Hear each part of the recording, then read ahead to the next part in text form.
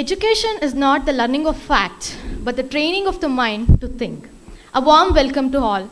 Good morning, everyone. I, Jocelyn F., Assistant Professor, Department of Electronics and Communication Engineering, feel privileged to welcome you all to the inaugural function of International Conference on Recent Trends in Science and Technology, ICRTST-2022, in association with AICTE.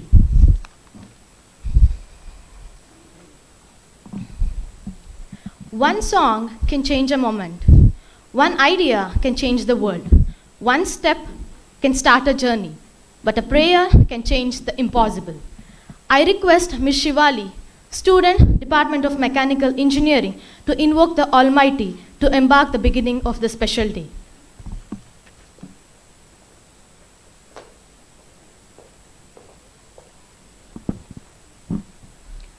Vinayaka ನಿನ್ನು ವಿನಮ್ರೋ ಚೂಟಕೋ Vinayaka ನಿನ್ನು ವಿನಮ್ರೋ ಚೂಟಕೋ ವೇರೆವರೂರ ವಿಘ್ನರಾಜ ವಿನಾಯಕ ನಿನ್ನು ವಿನಮ್ರೋ ಚೂಟಕೋ ವೇರೆವರೂರ ವಿಘ್ನರಾಜ ವಿನಾಯಕ ಸರಸಿರುಹಾರುಣಯುಗ ಚರಣ ಸರಸಿರುಹಾರುಣಯುಗ ಚರಣ ಸತತ ಮುಷತ ಜನ ಪಂಕಜ ಚರಣ ಸತತ ಮುಷತ ಜನ ಪಂಕಜ ಚರಣ ಪರಮ ಕೃಪಾ ಸಾಗರ ಪರಮ ಕೃಪಾ ಸಾಗರ ವರ ಸುಗುಣ ಪಾಲಿತ ಜನ ಗೋ ಪಾಲದಾಸನುತ ವಿನಾಯಕ ನಿನ್ನು ವಿನಮ್ರೋ ಚೂಟಕೋ ವೇರೆ ವರೂರ ವಿಘ್ನರಾಜ Vinayaka. Thank you.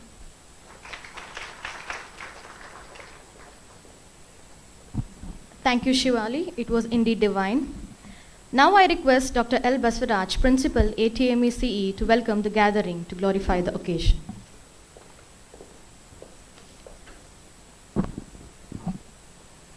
Very good morning to one and all present here.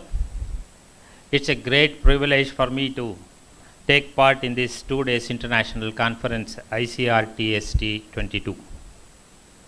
I'm very happy to welcome you all to this international conference on recent trends in science and technology, ICRTST-2022, organized by ATME College of Engineering in association with AICTE New Delhi.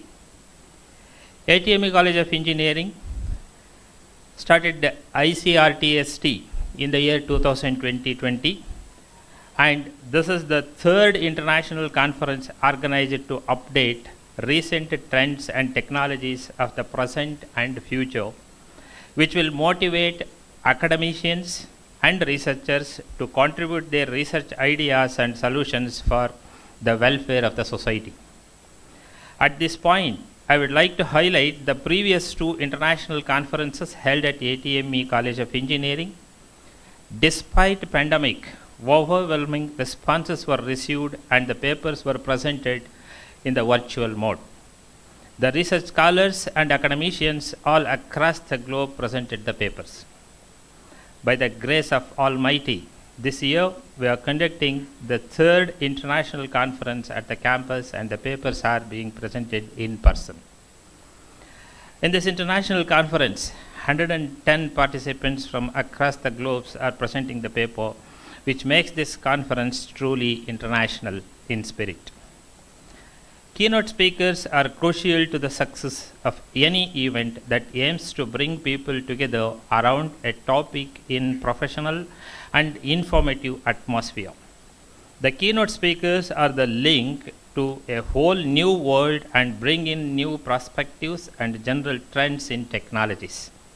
Today we have the chief guest and a keynote speaker, Dr. Raghavendra B. Jana, Senior Research Scientist, Skolkovo Institute of Science and Technology, Russia, with us. We are grateful to Dr. Raghavendra for accepting our invitation and for his gracious presence as a chief guest of today's function. On behalf of ATME management, staff, and myself, it's my privilege and great pleasure to extend a warm welcome to you, sir.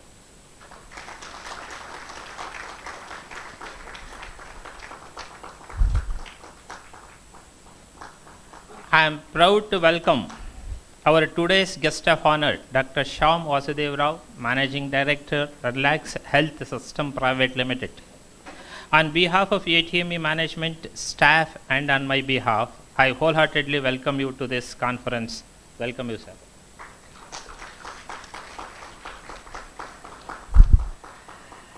I am very happy to welcome today's one more guest of honor, Dr. Syed Shakibur Rahman, former principal, SJCE Mysore, and Executive Council member, VTU Belgavi, for this technical event.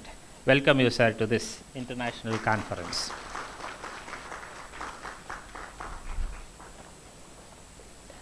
The president of today's function, Shri L. Arun Kumar, Honorable Chairman of ATME Trust, is a great visionary, an engineer, and an entrepreneur by profession and an academician by practice. Well known for outstanding strategies and structured reforms which have contributed to the speedy development of the Institute. It's a great pleasure for me to extend a warm and cordial welcome to you, sir. I welcome you, sir.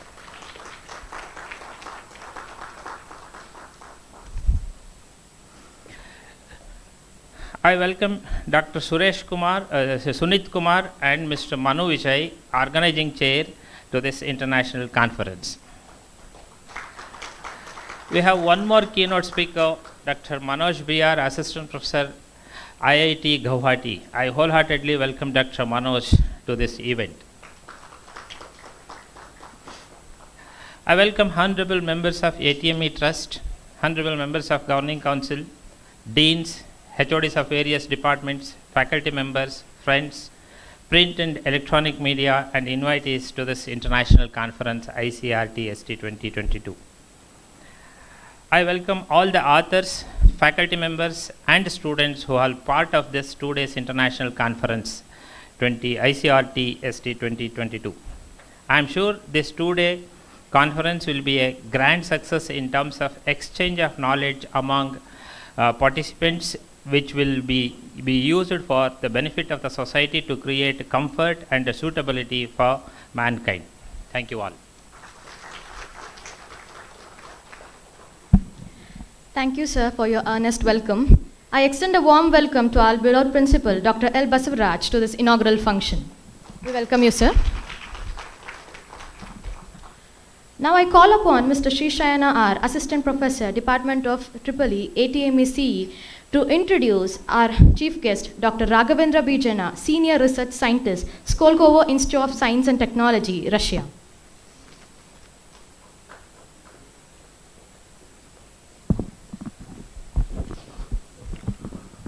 A very good morning to respected dignitaries on and off the dais and to all the participants. It gives me immense pleasure to introduce the chief guest of today's function, Dr. Raghavendra B. Jana, Senior Research Scientist, Skolkovo Institute of Science and Technology, Russia. Sir is currently serving Skolkovo Institute of Science and Technology at Digital Agricultural Laboratory, Project Center for Agrotechnologies, Moscow, Russia. He is leading in Envirotyping and Digitalization Thrust area of the center. He is analyzing environmental dynamics, integrating AI/ML techniques with agro-environmental process and implementing a decision support system to assist managers in enhanced water management for agricultural, domestic, and ecological applications, and in many more roles. He has served as adjunct professor, SRM Institute of Science and Technology in the Department of Computer Science and Engineering, senior research scientist, Kolkova Institute of Science and Technology, Center for Computational and Data Intensive Science and Engineering, Moscow, Russia. Research Associate, Indian Institute of Science, Department of Civil and Environmental Engineering, Bengaluru. Postdoctoral Fellow, King Abdullah University of Science and Technology, Saudi Arabia. Visiting Scientist, University of Stuttgart, Germany. Postdoctoral Research Associate and Graduate Research Assistant at Texas A&M University.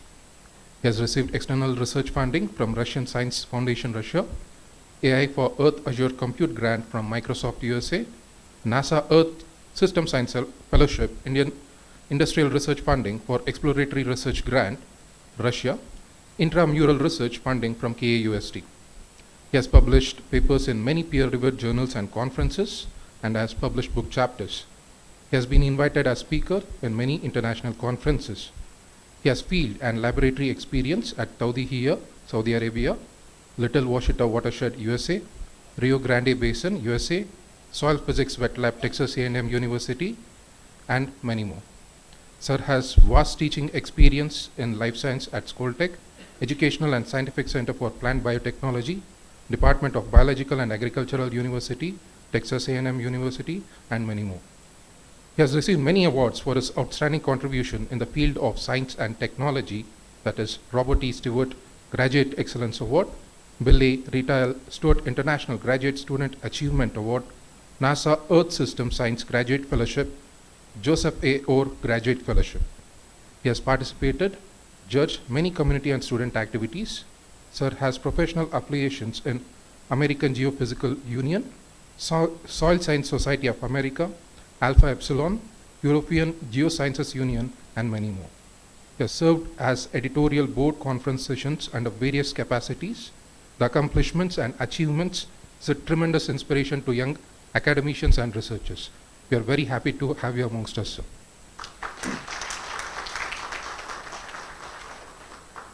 Thank you, sir. It's a privilege to have you amongst us, sir. Thank you. Now I request Mrs. Sneha NP, Assistant Professor, Department of Computer Science Engineering, ATMECE, to introduce our distinguished guest of honor, Dr. Shyam Vasudeva Rao, Managing Director, Renelix Health Systems Private Limited, Bangalore.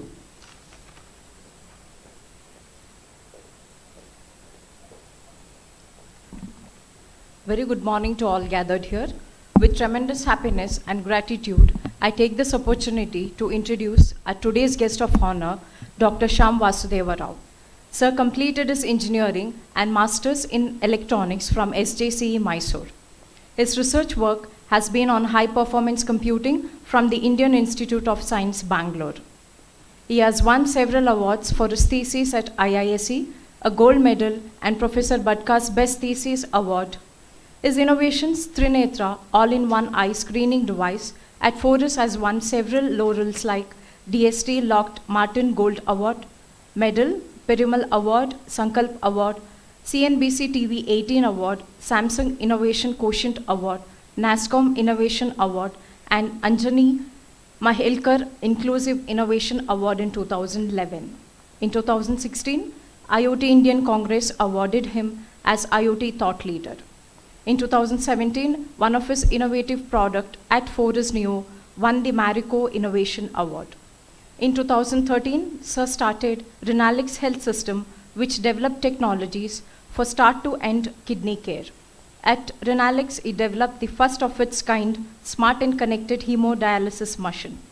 Also, Renalix is first to develop dialysis machine in India.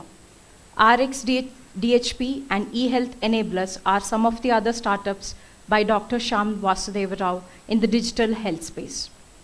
His first innovation was a hardware antivirus solution called NoxCard. He co-invented this in 1989, and this led to a startup called Noxware, which was one of the first to come up with such a unique solution to computer virus protection in a generic way. He holds various positions like Founder and Director of Forus Health Private Limited, Technical Director, Maastricht University, Faculty of Health, Medicine and Life Science, Netherlands, Co-founder and directed Renalix Health System, eHealthcare Enablers, RxDigi Health platform in Bangalore. Chief Mentor Center for Innovation in Medical Electronics, BMS Engineering College. Co-chair, FICCI Medical Device Forum, and executive board member of ASSOCHAM Healthcare. He has published more than 40 technical papers and filed more than 25 international patents with 5 US patent grants. We are grateful to you for accepting our invitation to be the guest of honors of today's program, and it's a great honor to have you amongst us, sir.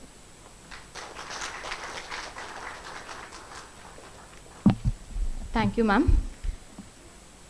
Now I request Ms. Namita AP, Assistant Professor, Department of Civil Engineering, ATMACE, to introduce our guest of honor, Dr. Shakib-ur-Rahman, former Principal, SJC, Mysore.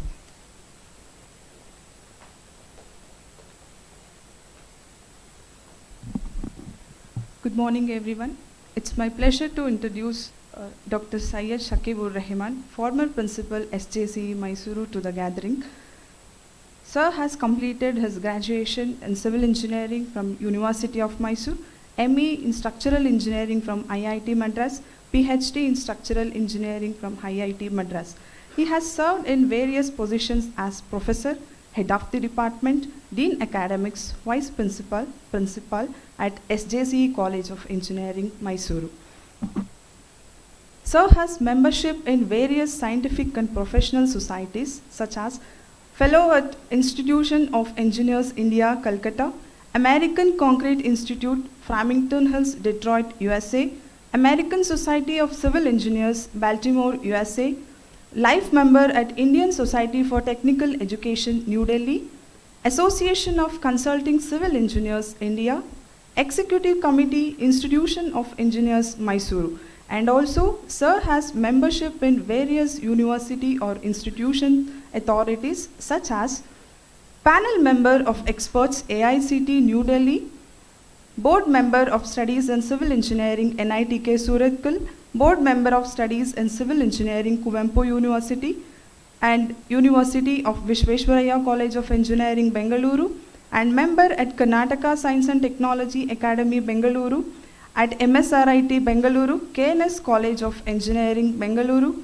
PDA College of Engineering, Gulbarga, Global Academy, Bengaluru, Cambridge Institute of Technology, ATME College of Engineering, Bengaluru, Governing Council at SJC, Mysuru, and also Executive Council Member at VTU, Belagavi. We are thankful for accepting our invitation as a guest of honor. It is our privilege to have you in this special occasion, sir. Thank you. Thank you, ma'am. Light is a symbol of brightness and prosperity. As sunlight expels the darkness of night, similarly, blessings bring in our life prosperity and happiness. To make this morning a blessed one, I request dignitaries on the dais to light the lamp of knowledge and wisdom and inaugurate the function.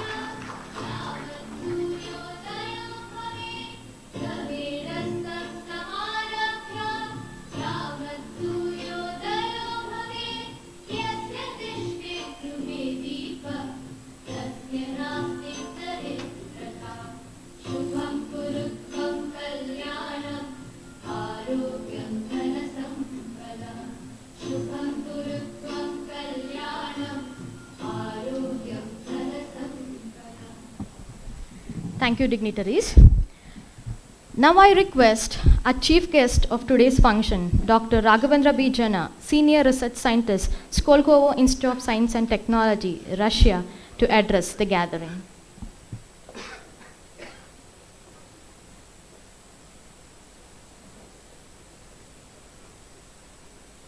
Good morning, everyone. I'd like to thank the organizers and the management for inviting me. It's indeed an honor and also a pleasure to be here and be a part of this conference.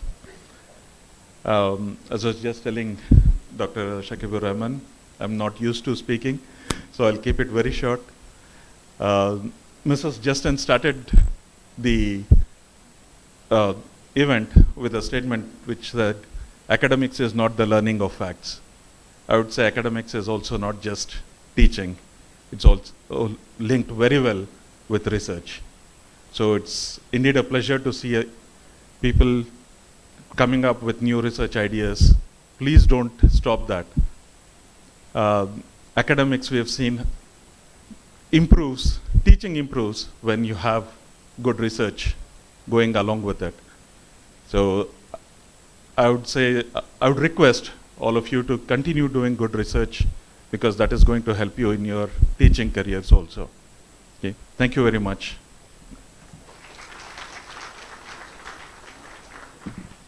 I solicit our esteemed chief guest to accept the memento and felicitation as a mark of her gratitude.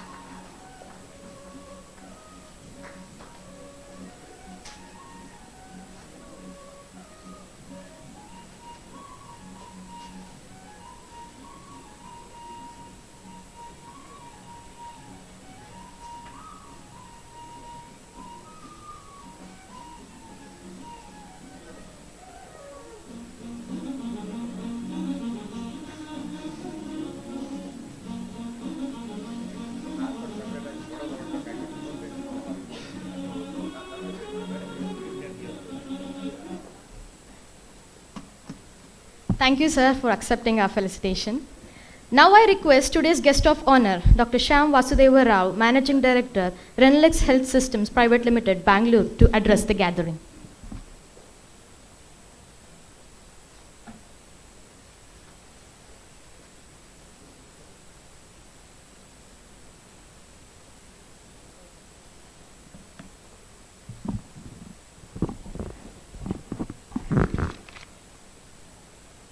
Hello, good morning,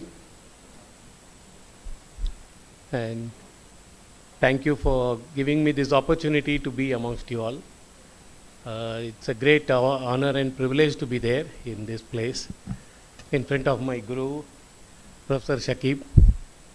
We are all students, and it is also, the Guru Purnima yesterday, so special pranams to you, sir. And it's so interesting and fun to. I was talking to Dr. Raghavendra Jana just this morning, and there is so much of things happening around the world, and we are living in one of the most, I would say, the most opportunistic time in this era. When in the 80s, when we were all living with some microprocessor based computers, and we are thinking that that is the really a big thing, because as compared to a huge mainframe systems of IBM, and we had now computing which can be done on your desktop. So that was something, we thought that that is wonderful, that's amazing. But then soon, it all changed. And from fixed telephony, we started to see something which we were all making fun of, don't talk in the air, and that became a reality. It became the mobile computing and mobile phones. I said computing because mobile was not just for communication, and as you are already seeing today, that is the computer, right? So in the process of this change, which is for a period of around 10-15 years, you see that the way we are actually living, the way communication, computation, and collaboration, the 3 C's, which is the most essential part of our life, has totally revolutionized. And we are seeing a different way of living. So what I see, what I am telling you is that this is something which, only this generation can experience. And this is where, we see there is a drastic change in technology, change in the way of life. And then we see, going forward, we were all telling, okay, don't dream of cloud and all that, okay, don't dream in the cloud and things like that. So you see, that has also become a reality. Today everything is in the cloud. Your bank account, your social security, your medical history, everything is in the cloud.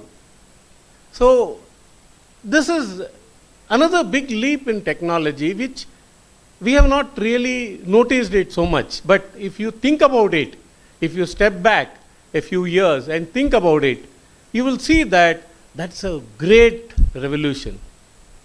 So cloud computing, cloud storage, and going forward, we will see the next big thing which is going to happen is living in the cloud. That's basically metaverse.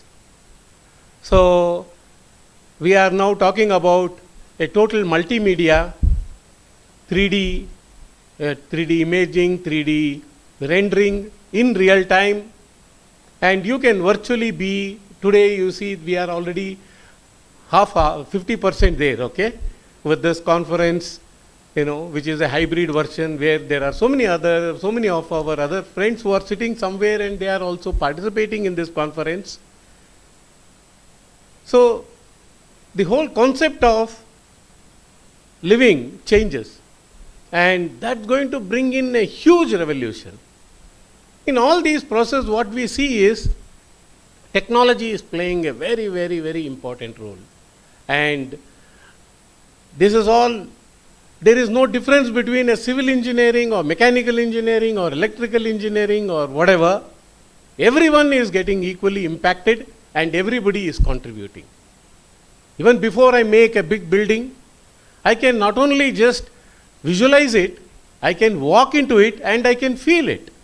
I can get into any stress column and see what is the pressure, on this, what will be the impact, and what is going to be the other characteristics of it. I can move 100 years from now, or I can face a tsunami and see, how this is going to affect. So that is the power of metaverse, and that is what, is going to be a next big innovation or next big technology, which will actually help us in seeing a totally new world.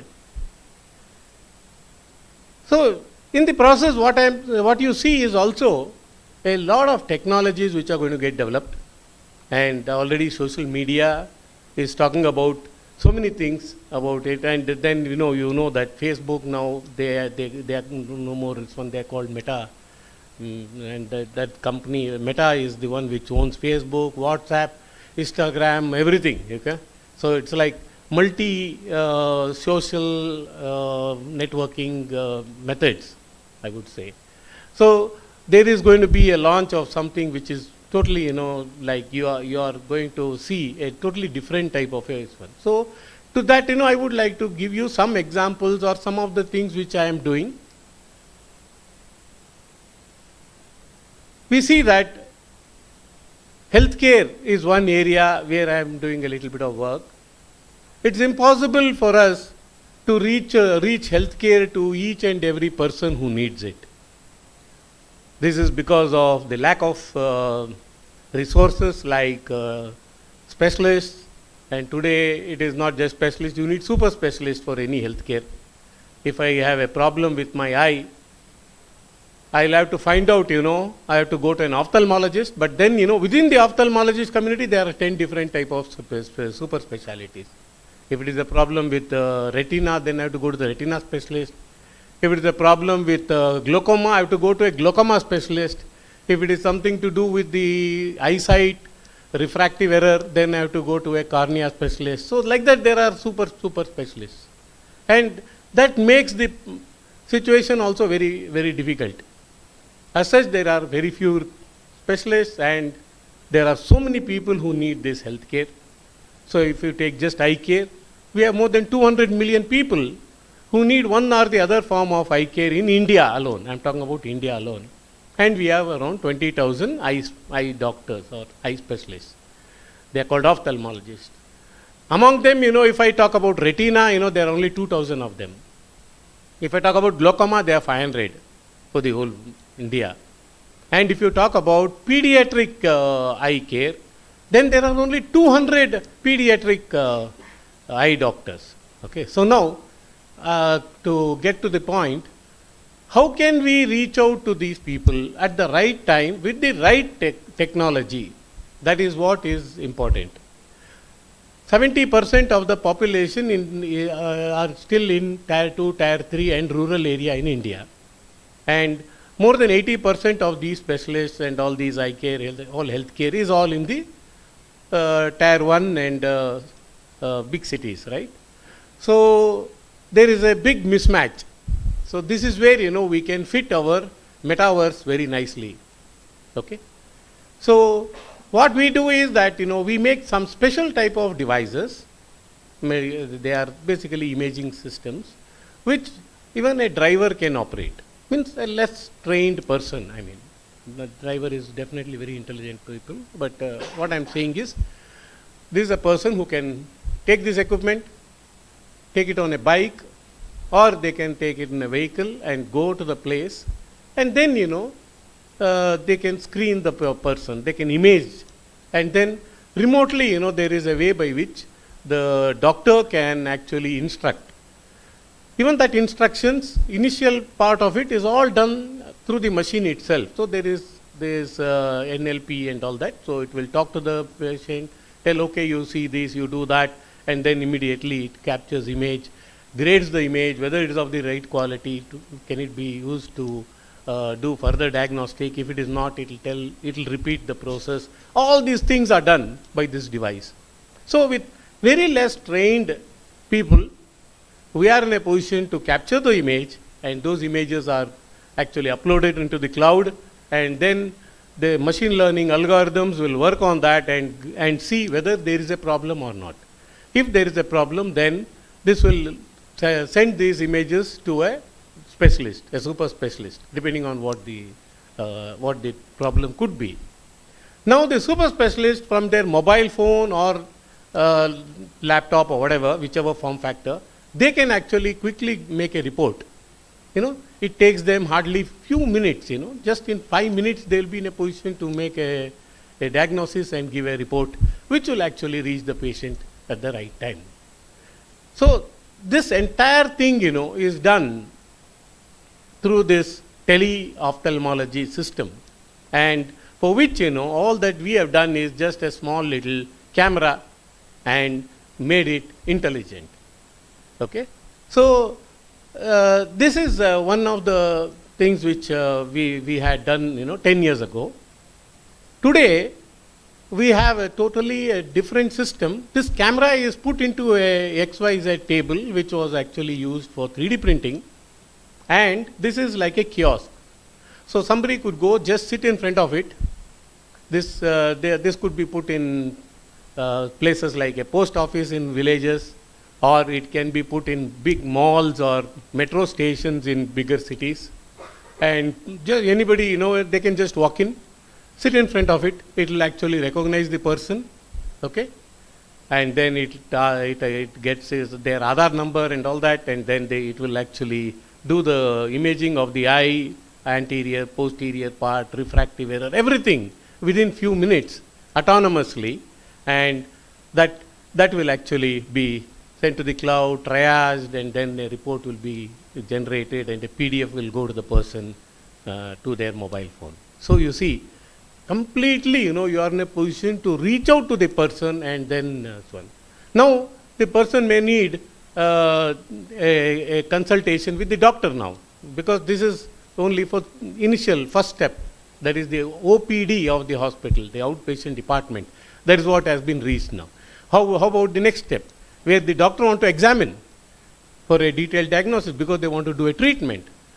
Using a virtual reality headset, the doctor will be in a position to fix up a time, and then with a VR, they are in a position to reach out to the patient again, to the same kiosk, so that person can come sit there. The doctor will start talking to them, and remotely, they are in a position to control the camera angle, everything, and take a more detailed image and examine it. And then, once this is done, the next step, we are integrating a laser into it, so that the treatment can also be done remotely. So, with one system, we will be in a position to first do a preventive care to diagnose or early detection, then do a detailed diagnosis, and then also treatment from remotely. So this is something, which is the power of metaverse, I would say. This is something which is possible today with the existing computing power what we have, with the existing connectivity what we have, the 4G, 5G networks. And going forward, this is going to become more and more common. Today we are managing ICUs remotely.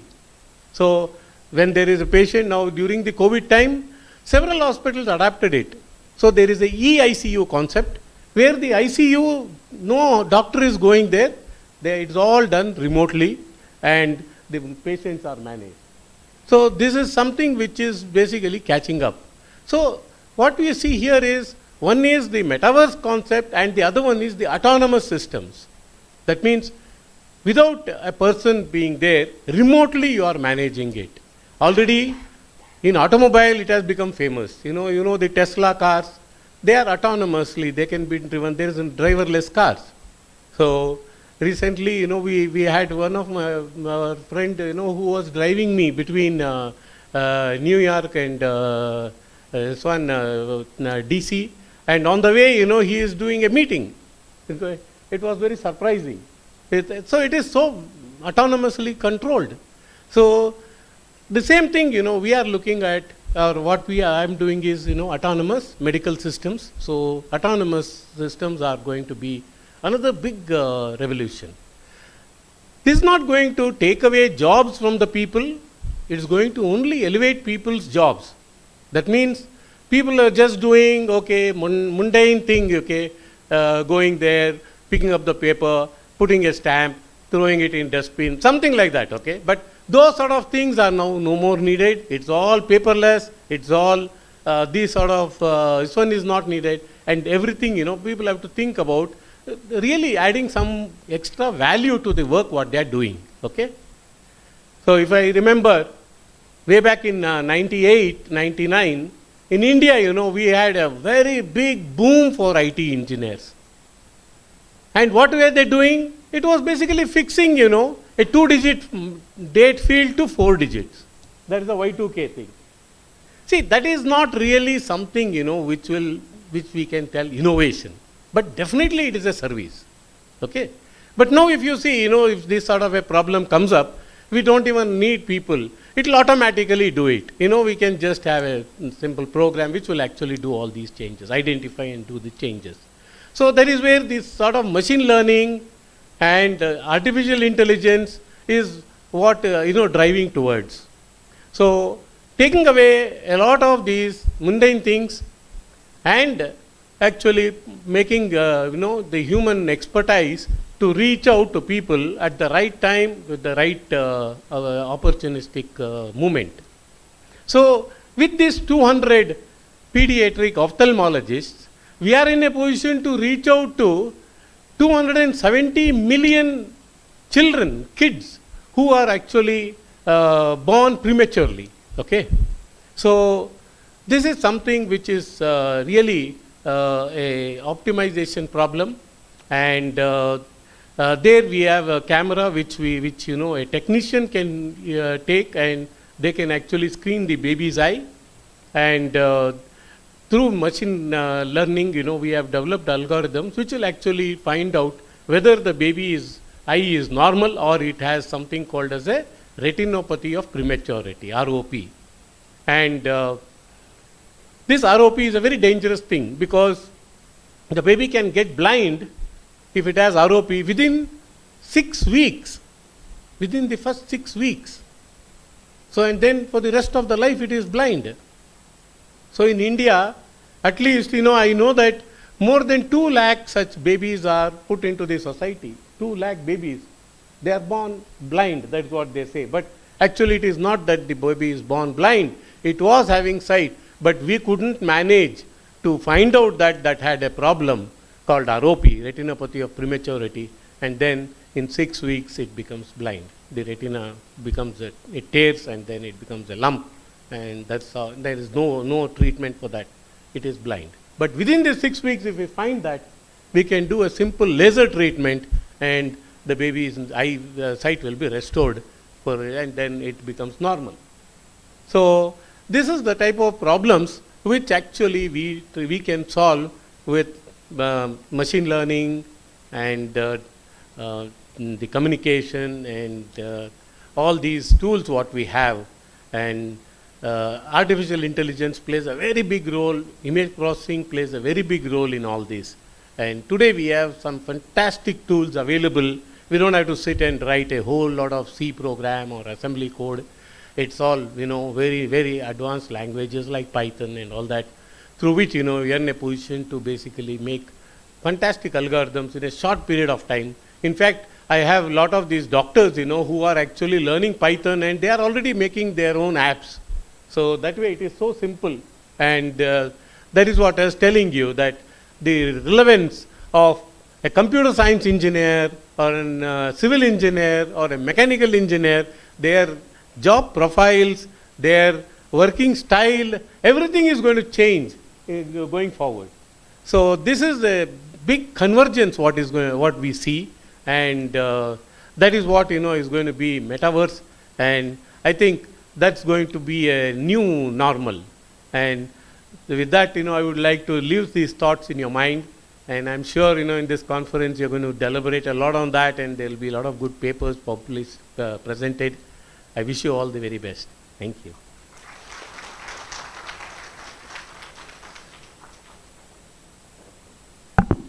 Thank you, sir, for enlightening us with the insights of advanced technologies such as metaverse and autonomous bodies, and inspiring us through your experience.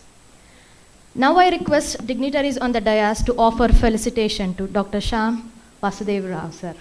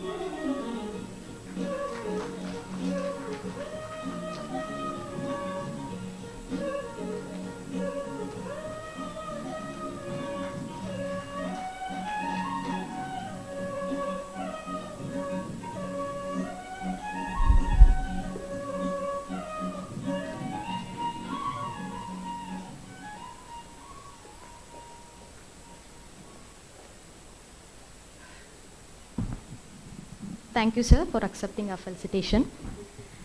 Now I request today's guest of honor, Dr. Shakib ur Rahman, sir, former principal, SJC Mysuru, to address the gathering.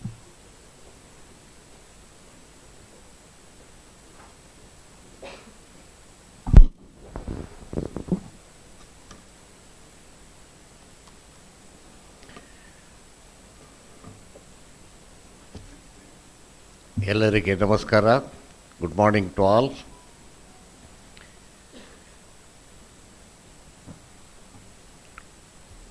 I'm very happy to be a part of this international conference on recent trends in science and technology 2022.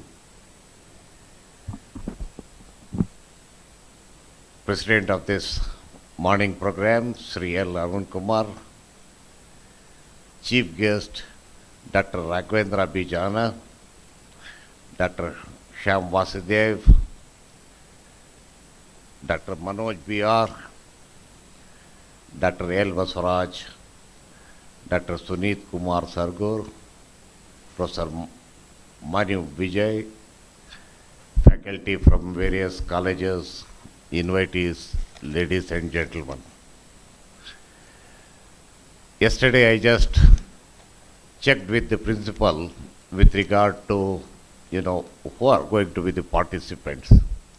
Principal said it will be the faculty members from various colleges and also mostly the PG students from various engineering colleges of Mysore.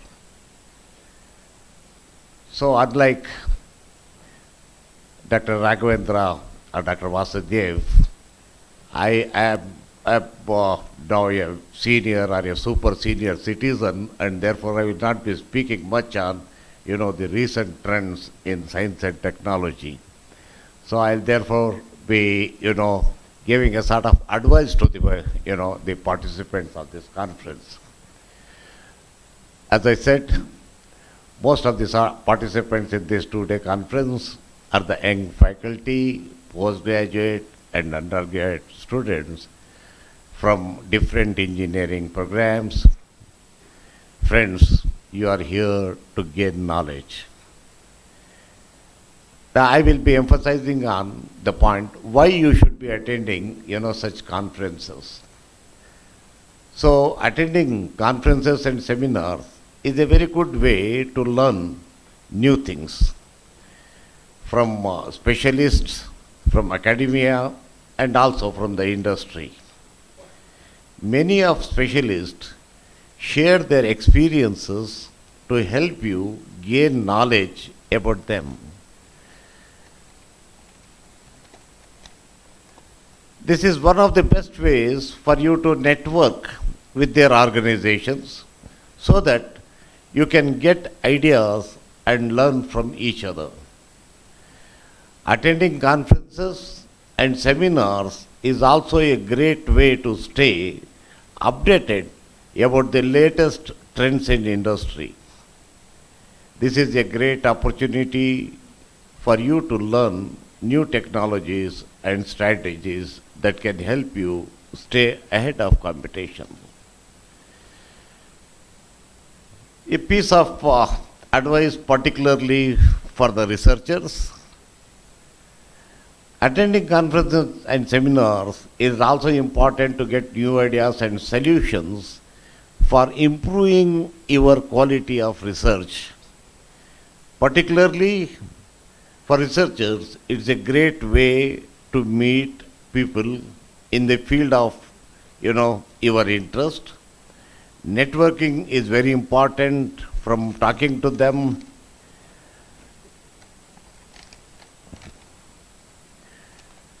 And taking the advice, you can ask them and invite them to come to your institutions to deliver lectures. And when you are attending a conference, you should not only be, hearing about new research and networking with other academics, but also you should engage in discussion and debate with your fellow attendees. It is a rare chance to interact with researchers in your field from different organizations in one platform. One excellent way to engage in discussion is staying for questions and answer session at the end of the talk. So friends, it's a great opportunity for you to make use of this conference in, interacting with the experts, particularly the researchers, and, improve or try to incorporate, the ideas given by the researchers into your study. Well, friends, with these words, finally, I compliment the faculty of various programs of AITME. This is something unique I have not seen elsewhere. The faculty of all the departments coming together in organizing an international conference. This is your third conference, and I have been every year telling you that, this is something very new to me. And I have not seen anybody copying also in the last 3 years, in other institutions in organizing a conference jointly by the various programs. So I compliment the faculty of various programs of AITME in organizing this third annual conference by their collective effort. I also appreciate the management of these esteemed institutions in encouraging them in their effort. So friends, I wish you all the best, in these 2 days, and I am sure at the end of this conference, you will come out with very new ideas, and definitely, as I said, these things you should make use in improving the quality of your research. All the best for you. Thank you.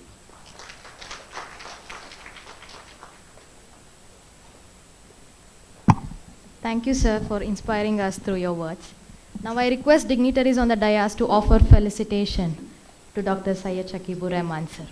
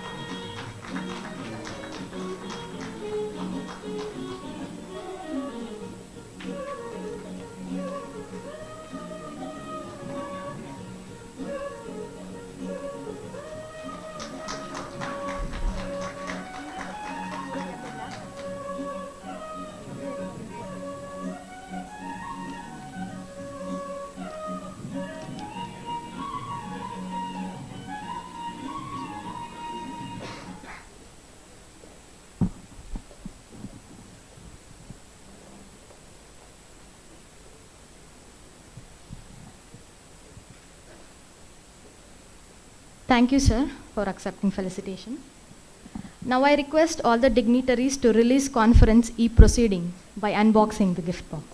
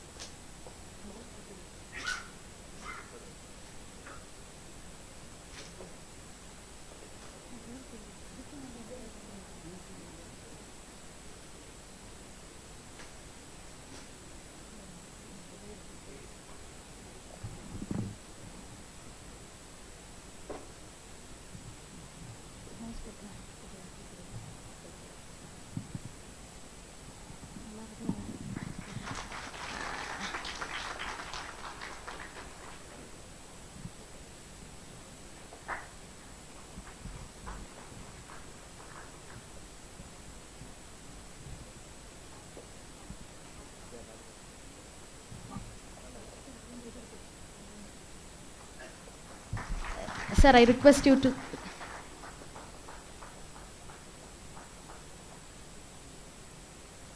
I request you to click on the mouse to see the conference proceedings.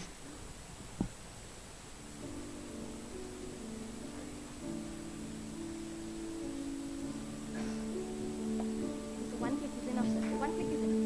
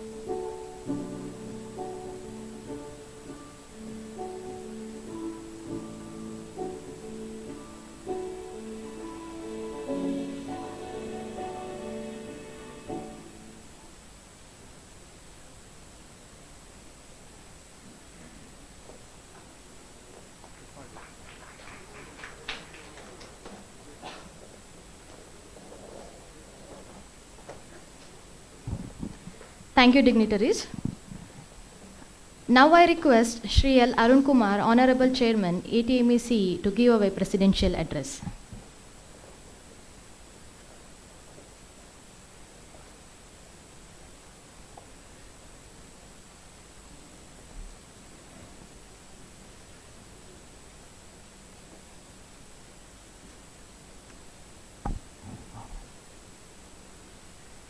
Good morning, everyone. Today's event's chief guest, Dr. Raghavendra B. Jana,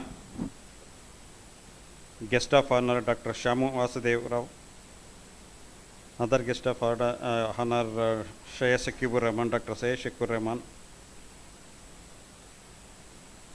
our principal, Dr. Basuraj L. This conferencing organizing chair, Dr. Sunit Kumar, and Manu Vijay, various heads of department, faculty members, research scholars, and students. Indeed, it is a privilege to address this distinguished gathering of research scholars, faculty members, and students. At the outset, I would like to appreciate the efforts put in by our organizing chair in conducting this conference, two-day conference. I also would like to thank AICTE for sponsoring this event. In fact, this event is being sponsored by AICTE.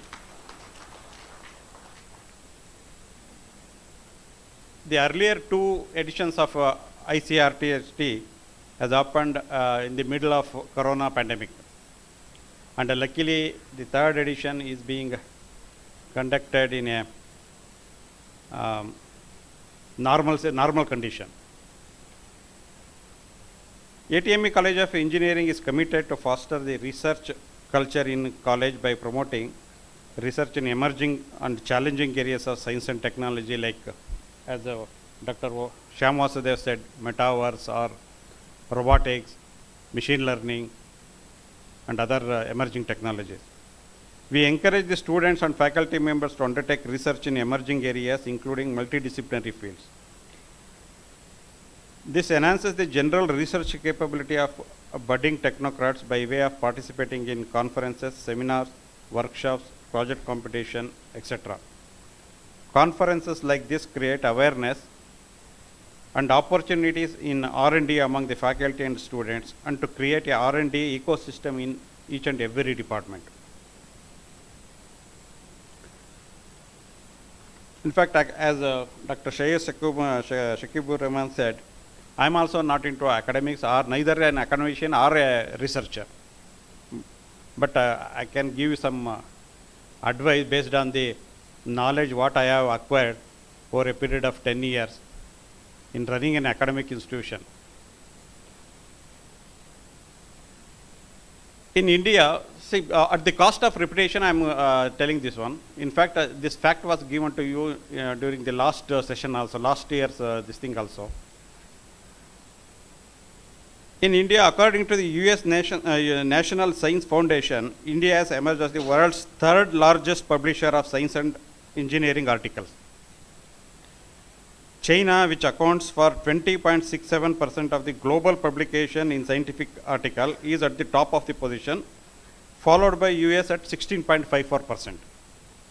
India accounts for 5.31% total world's publication in science and engineering.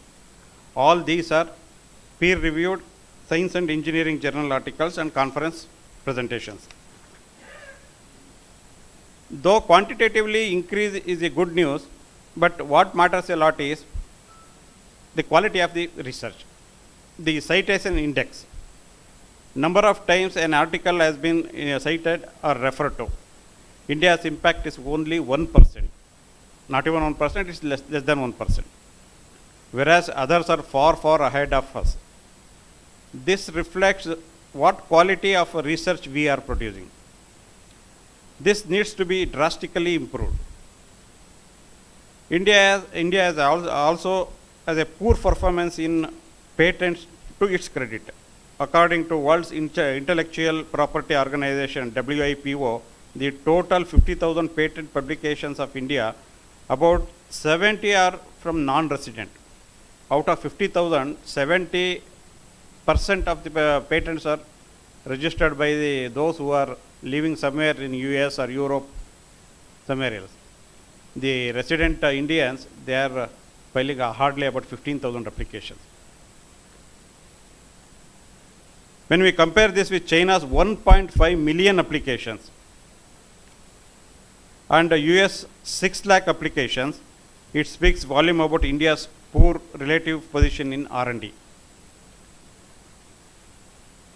The reason for this bleak performance in research area are many, like inadequate involvement of industry, lack of collaboration between the industry and the academia, government policies, then lack of funding for the research activities, and low risk appetite, and combined with a short term rather than long term vision. These are some of the reasons for poor performance in research work. The number of students pursuing research is also very low in India. Currently, the number of research in the country is way behind China and US, as well as some of the smaller countries like Israel. Only 0.5% of the Indian students pursue PhD or equivalent level of education. We need to resolve to enhance the quality and relevance of our scientific enterprise. Our science must work for our people by contributing to their development and well-being of the society. One way of doing so is to increase the direct interface of science with society. We should aim to reach all the stakeholders of science and indeed society at the large with the tools, knowledge, manpower and infrastructure we have at our disposal in the universities and other laboratories. NEP 2020 released by Government of India recently provides some light at the end of the tunnel. The first noteworthy point of the NEP is a formation of National Research Fund, that is NRF. National Research Fund is an umbrella body that is expected to fund research across the range of disciplines. from science and technology to humanities.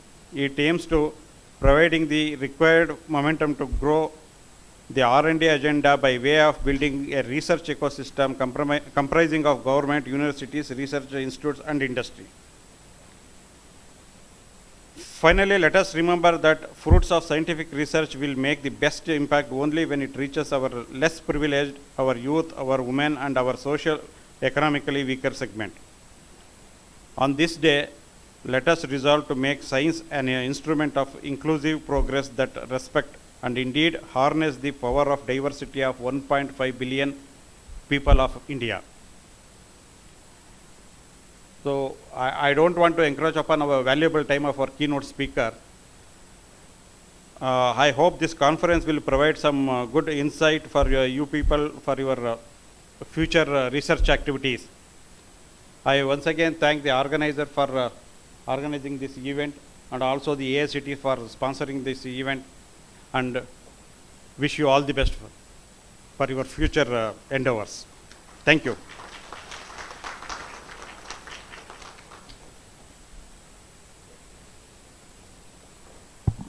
Thank you, sir. In ordinary life, we hardly realize that we receive a great deal more than we give, and this is only with gratitude that life becomes rich. Now I request Dr. Sunit Kumar SM, Organizing Chair, ICRTST, and Professor, Department of Civil Engineering, to propose vote of thanks.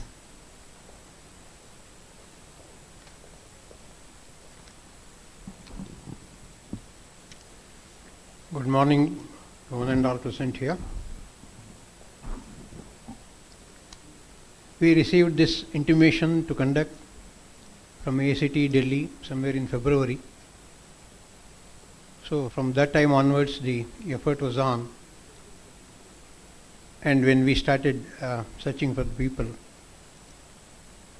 we found this eminent personality by name Dr. Raghavendra B. Jana. We couldn't have found a better person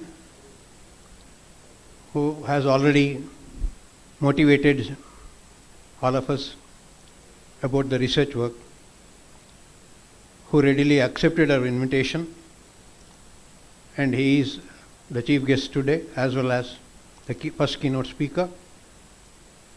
On behalf of the management committee and organizing chair, I extend the gratitude for accepting our invitation. Thank you very much, sir.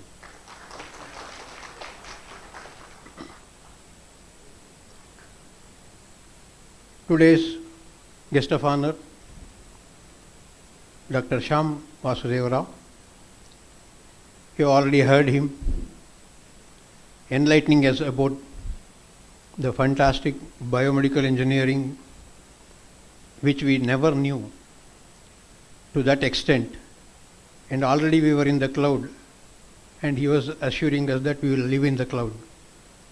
Thank you for enlightening lecture, sir. Thank you very much. The next guest of honor is none other than our own well-wisher, advisor, and the GC member of our own college, Dr. Shakib-ur Rahman, whom I knew from several years, and my guru. And he always tells that whenever I say your guru, sir, he says your father was my guru.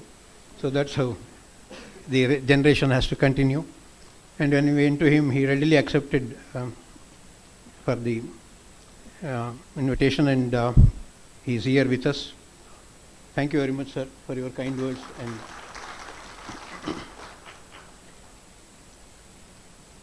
we also approached our chairman, always, who is the backbone of such activities, and he was happy to see that we are progressing. And at that time, the only question he asked was how many have come. So it was a good number. It's not a very huge number, yet we are at this level of performance, and he is always with us, and he has come and delivered the presidential address readily. Thank you very much, sir, for your.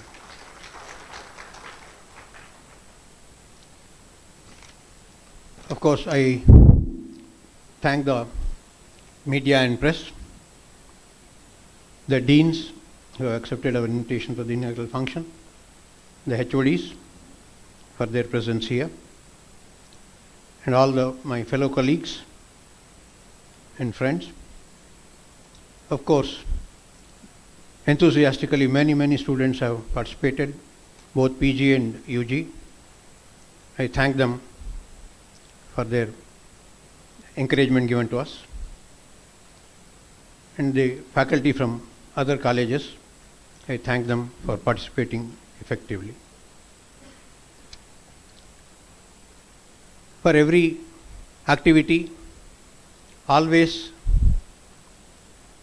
there will be a backbone who always encourages his principal. I was also in the same post, so I know the difficulty. Obviously, I should say that he is the mediating person between several I can say groups of persons. So whenever we approach, he has readily extended his help and cooperation. Thank you very much, sir. Finally, I thank the organizing committee who has taken the tireless efforts for the tiresome job of organizing this. Thank you one and all.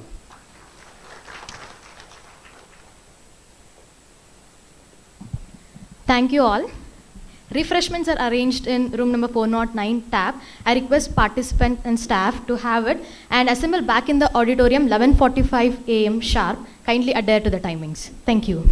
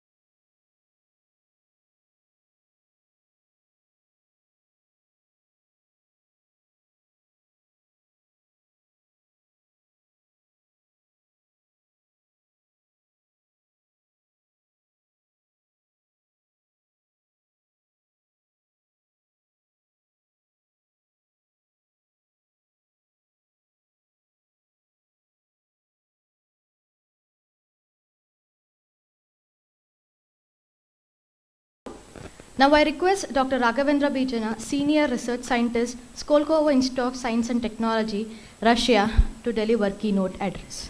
Over to you, sir.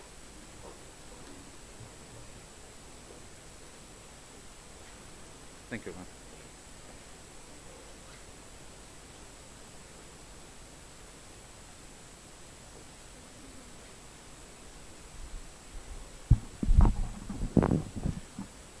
Good morning, everyone, again. So,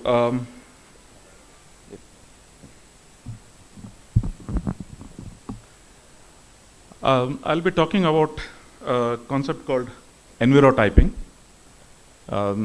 Not sure if many of you are familiar with this concept, and I'll try to link different aspects over my career to this concept.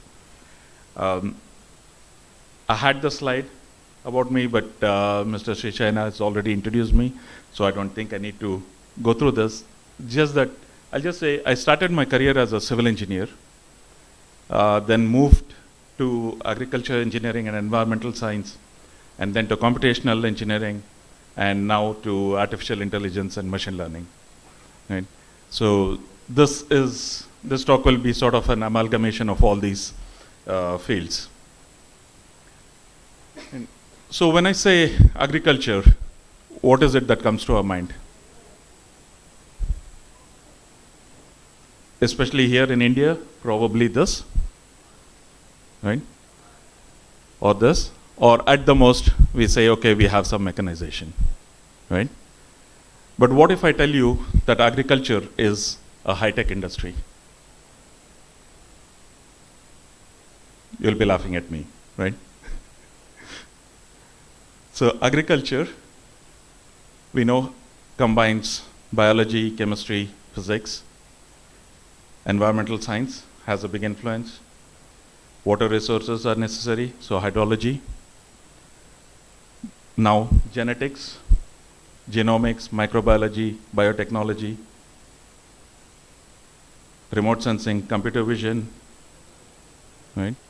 Image processing, electronics like sensors, IoT, edge and cloud computing, data mining, big data, data analytics, visualization. All these have influence, or they're used in agriculture in the modern day, right? And of course now, artificial intelligence, machine learning, robotics, right? So if you're in any of these fields, and I'm not even talking about the humanities or social sciences, economics, and all these, right? So if you're in any of these fields, you can have a direct impact on agriculture, right? So I'll just start with some background information, maybe a few disjointed facts, and then we'll try to link them all together later, right? So let's start with global population. That's what we need agriculture for, right? For us to survive. We know how the population has been growing. We are currently somewhere around 8 billion people, right?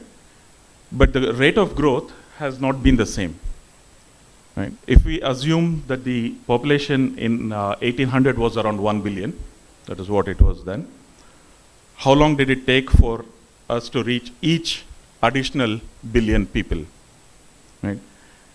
Initially, so from 1 to 2 billion, it took 127 years. So it was only in 1927 that we reached 2 billion. And now, for each successive billion, the time required has been reducing, right? But now we have become a little more sensible. We are saying we are overpopulated everywhere. There's not enough resources. So the projection is, in the future, the trend will go back to longer times, right?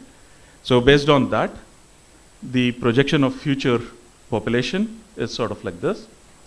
And somewhere around 2050, or in another 30 years, we'll reach 10 billion people, right?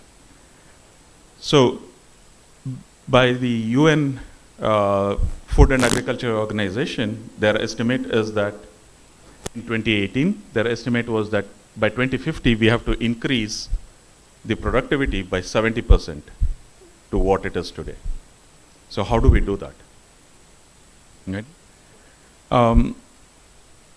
If you look at the number of people that were fed per 1 hectare of agriculture land, in 1960, only 2.5 people were fed per 1 hectare. Okay? In 20 years, that increased to 1 more person. And in another 20 years, that increased by 1 more person. And by 2020, we were feeding about 60 people, or 6 people per hectare. Right? But if we go by these projections, by 2050, we'll need to feed 10 people from that same hectare. That is how much we need to increase productivity by. So what are the sources from which we can see this growth? Over time, from 1960 until 2013, since data is always, there is always a lag where we get the data from the government. Okay. So this is how much, by how much we are improving from the previous decade, right? So it has just been like 2.3%. So what are the sources? One is area of agriculture land. You grow in larger areas, more areas, of course you're going to get more productive, right? But that has been decreasing. We need the land for other purposes, for cities are expanding, we have industries, things like that. So agriculture land is reducing. If you irrigate the land that you already have, maybe that can increase the productivity. Even that is reducing in recent times because of water availability issues and other things, right? And it's not cheap to build this infrastructure for irrigation. More inputs per area. Instead of planting 5 plants in an area, if you do 10 or 15, then yes, right? Or if you apply more fertilizer, more pesticides, things like that. They were done in the past, but now again, we see a reduction in that also because of the environmental hazards and all that that these chemicals cause. And the last factor is something that's called total factor productivity, which is essentially you have better materials. You have better seeds, or you have better technology to maintain your farms. You have better management practices. Right? All these go into this thing called total factor productivity. And that is the factor that is contributing the most to the increase in total productivity or agricultural output now. Okay? So where does this productivity come from? In modern agriculture, there have been 3 revolutions. The first was in the early 90s when we brought in mechanization. Right? Instead of depending on just the farmer with the cows or the oxen and the plow, we brought in mechanization. That helped to increase the productivity. One farmer could feed about 26 people by himself. The second one was in the later part of the 1900s when we had biotechnology came in as a big hot topic at that time. We called that the Green Revolution. And because of that, that same farmer could feed more than 150 people. And now we are in the third wave, which is called the digital revolution in agriculture. And we can now feed about more than 250 people, right? So what does this digital wave do? We are into something called digital agriculture now, right? So let's look at some facts about agriculture. It employs more than 1.3 billion people worldwide, right? Even in India, I think it is one of the largest employers of people or people involved in agriculture. Globally, it is a $2.4 trillion industry. So it's not something small.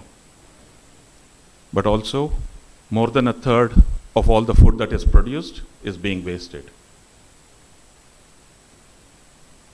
It is also one of the largest polluters, emitters of greenhouse gases.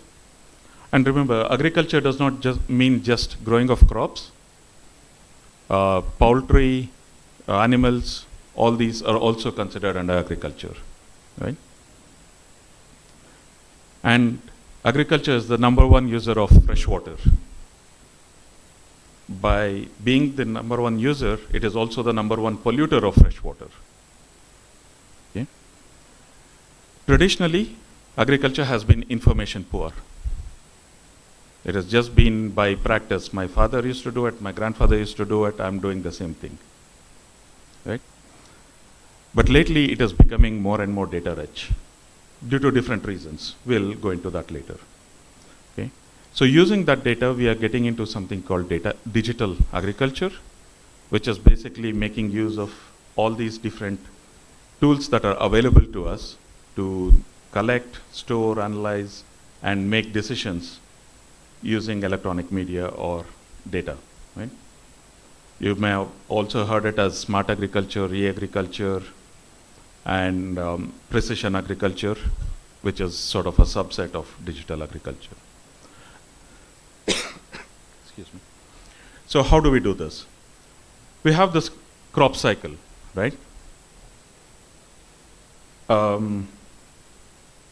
We have activities that we do before planting, and then at some day 0 we plant.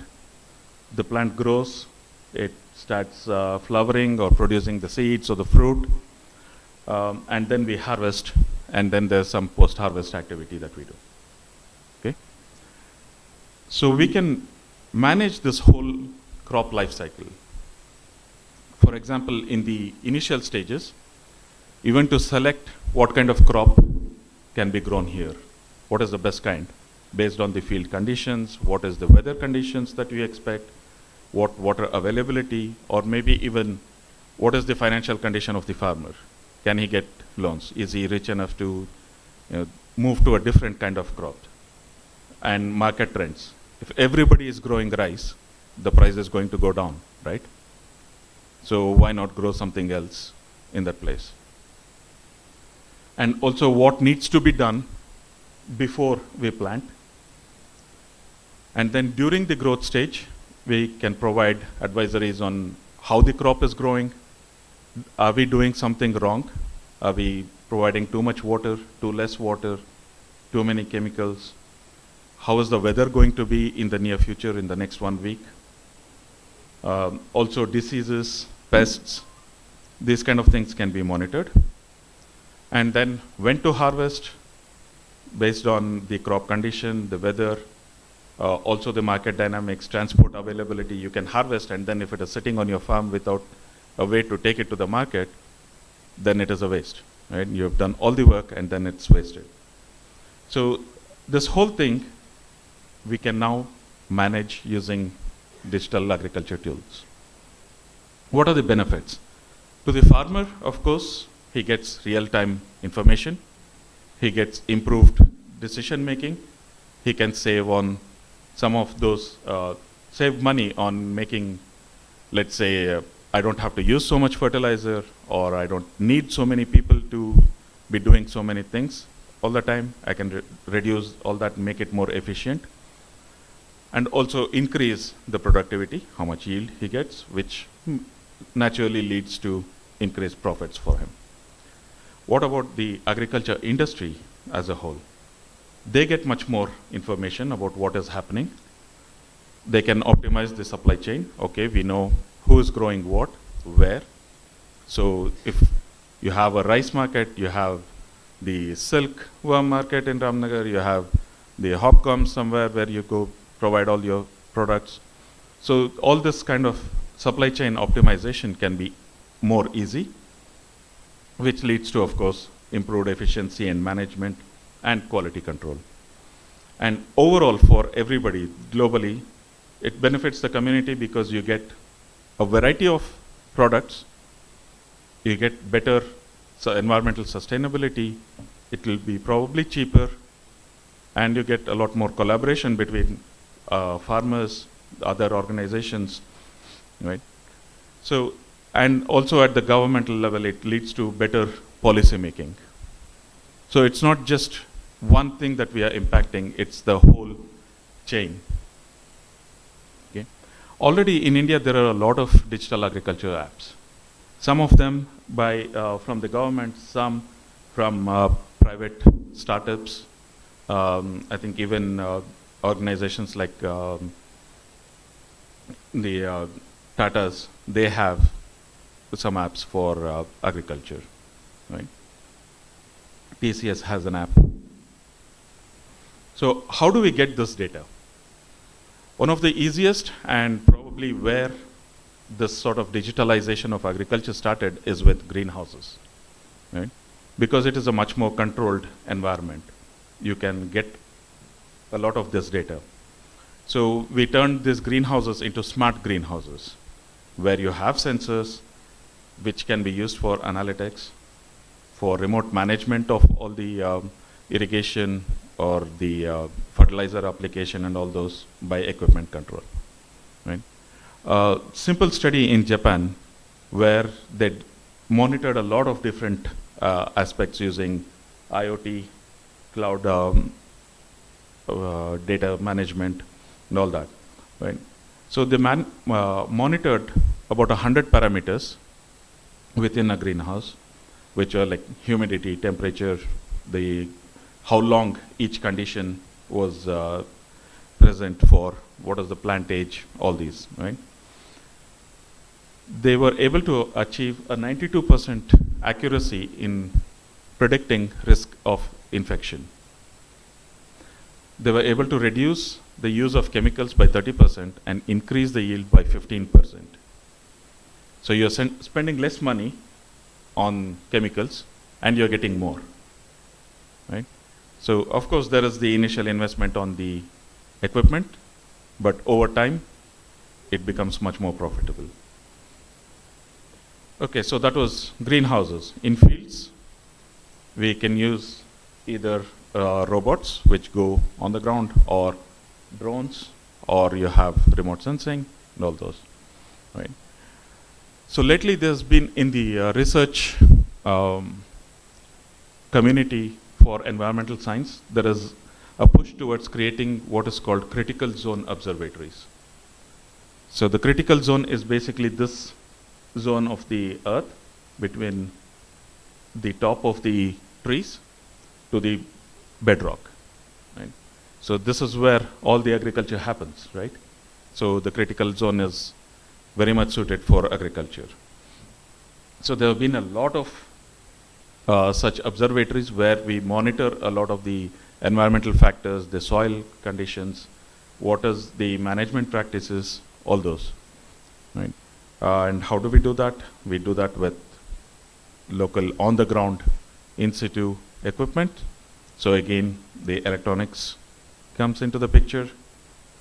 We can use remote sensing by either planes, helicopters, large drones, or smaller ones, right? And then use that data with computer vision. We also have remote sensing from satellites, right? Different kinds of remote sensing, might be microwave, might be multispectral, hyperspectral. This in fact is a satellite that's going up soon it's a collaboration between ISRO and NASA. And also lately there's been a push towards these micro satellites, the size of a shoebox. So instead of spending $1 billion on one large satellite, you spend 1 million on one of these small ones, and you can send up 100 of these, right? And you can get more real-time data. So as I said, basically when I started my career, agriculture was data poor, but in the last decade or 15 years, we have all these data sources which has made agriculture a data-rich field. But now the challenge is to make it data smart, not just rich. What do we do with that, all that data?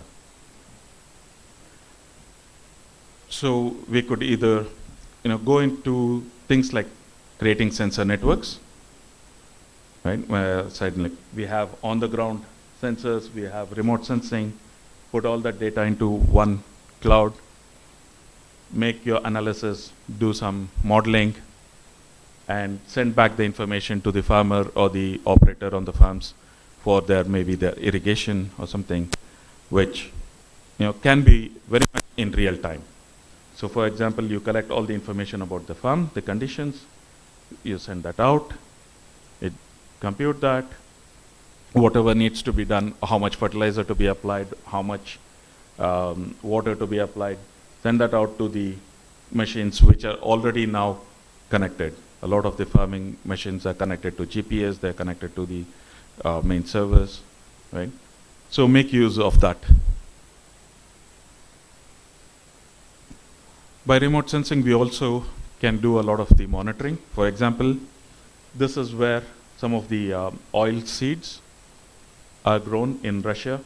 So just these yellow parts are where they have become mature. They have flowered already, right? So we know approximately when these were planted, but the other ones which have the same crop have not matured. So we know that there was a delay in planting them, right? So now we know that, okay, in the next week we are going to get only this much output, and we don't have to prepare for the entire region. We can do air pollution monitoring, of course. This is one thing that I was showing my students, that everybody talks about pollution in Delhi, but what about Kanpur? This whole gray thing is pollution. Nobody talks about the pollution in Kanpur, right? We can monitor weather, what is coming. This was at one point where we had 4 different hurricanes, one after the other, coming in, right? So it's not just enough to prepare for one, we have to prepare for the next one also right now, because you won't have time after the first one. This was monsoon floods in 2019. I think it's getting cut out here. In India and Thailand, Burma, these regions. So we can get this kind of information. Also maybe things like smoke. So I live in Russia. This forest fires in 2019 was one of the large fires. It affects not just the region in Siberia, which is a cold region, so there's no agriculture, what's the point? But if you look at the predictions, where that smoke goes, right, that can affect a lot of places. Because we say it's going to be sunny, but then this smoke pollution makes the sunlight not reach the plants, right? So it's not easy just going by the weather prediction. This is another one in near Chennai. This is one of the main sources of drinking water for Chennai. Right? In 2018, this was the situation, and in just 1 year, you have no water available. Right? So, if we can catch these things early, maybe we can do something about it. Okay. So, as I said, my fields started with hydrology and agriculture, right? So, and agriculture is the main user of fresh water. So what is hydrology? Let's take a little bit of a lesson, right? So this is our regular plot of land. You have some grass, some trees growing, you have soil, maybe some more deeper soil, and then the groundwater table, right? So the hydrologic cycle starts with clouds, raining. What happens to that rain? Some of it gets intercepted by these plants. Some of it flows away to the rivers and onto the lakes or something. You have some component which goes into the soil, which can then be either stored there or it can go deeper and recharge the groundwater right? So the plants use the soil storage. The irrigation usually is from either the rivers or from the groundwater storage, which you pump up from your bore wells. There's also the opposite direction, where we are losing water, right? So by capillary action from the groundwater, the water is taken up, the roots take up the water, and they transpire. There is evaporation from the ground, there is evaporation from on top of the plants, right? So this whole thing is called the hydrologic cycle. Okay. So where is this water on Earth? We all know that, what is it, 75% of, or more than 70% of the Earth is water, right? So if we take that amount of water, all the water, more than 96% is in the oceans, it's salt water. And another 1% is in saltwater lakes. So it's only 2.5% of all that water that we have that is fresh water that we can use for drinking or agriculture. So when we say that we have 70% of the earth as water, it's not really usable. So if you take that, just that 2.5%, again a major chunk is in glaciers and ice caps. 30% is in the groundwater, and only 1.3% is in surface water, which is basically ice and snow. This is the seasonal ice and snow, or in the lakes, rivers, soil storage. So we concentrate a lot on rivers, but it is just 0.5% of 1.3% of 2.5% of all the water. So just think how small that volume is. Right? And then there is humidity and water in us, all those things. Right? So if we look at this 2.5% fresh water, where is it used? In the 90s, when they did the survey, it was like agriculture used 65%, domestic or our regular daily usage was about 10%, and industrial was 25%. It's very commonly said that industry is taking up a lot of water, right? Other industries. Over time, in fact, the use of water by industries has reduced. So they are now down to 19%. Human consumption is 11%, and agriculture has stayed at 70%. Okay. So it's not all good, because when we say agriculture, this is Saudi Arabia, the Gulf region, right? If we concentrate on this portion in the north, in 1987, this was how it was. It was a desert. We know Saudi Arabia is mainly deserts, right? So there are some mountains here. In winter, it snows a little bit, maybe for 1 or 2 days. So they get a little bit of water which flows down as soon as it stops snowing. Okay? But there's nothing here, right? In 4 years, we started seeing these small dots. Each of these dots is a farm of about 1 kilometer diameter, right? They're growing things there. Where do they get the water from? From bore wells. And those bore wells have to go down about 1 kilometer deep. And that water is ancient water. It's been there from maybe 1 million years ago. It's not being recharged anywhere, because there's hardly any rainfall here. It cannot get recharged. Right? So they are pumping up that. It's a limited source, right? It's not renewable, but still they're pumping up that water. And by 2000, this was the situation.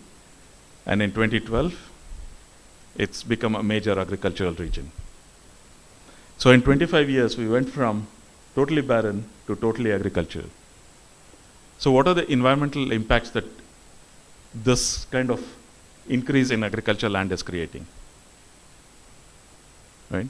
And these farms, as I said, each of these circles is about 1 kilometer in diameter, right?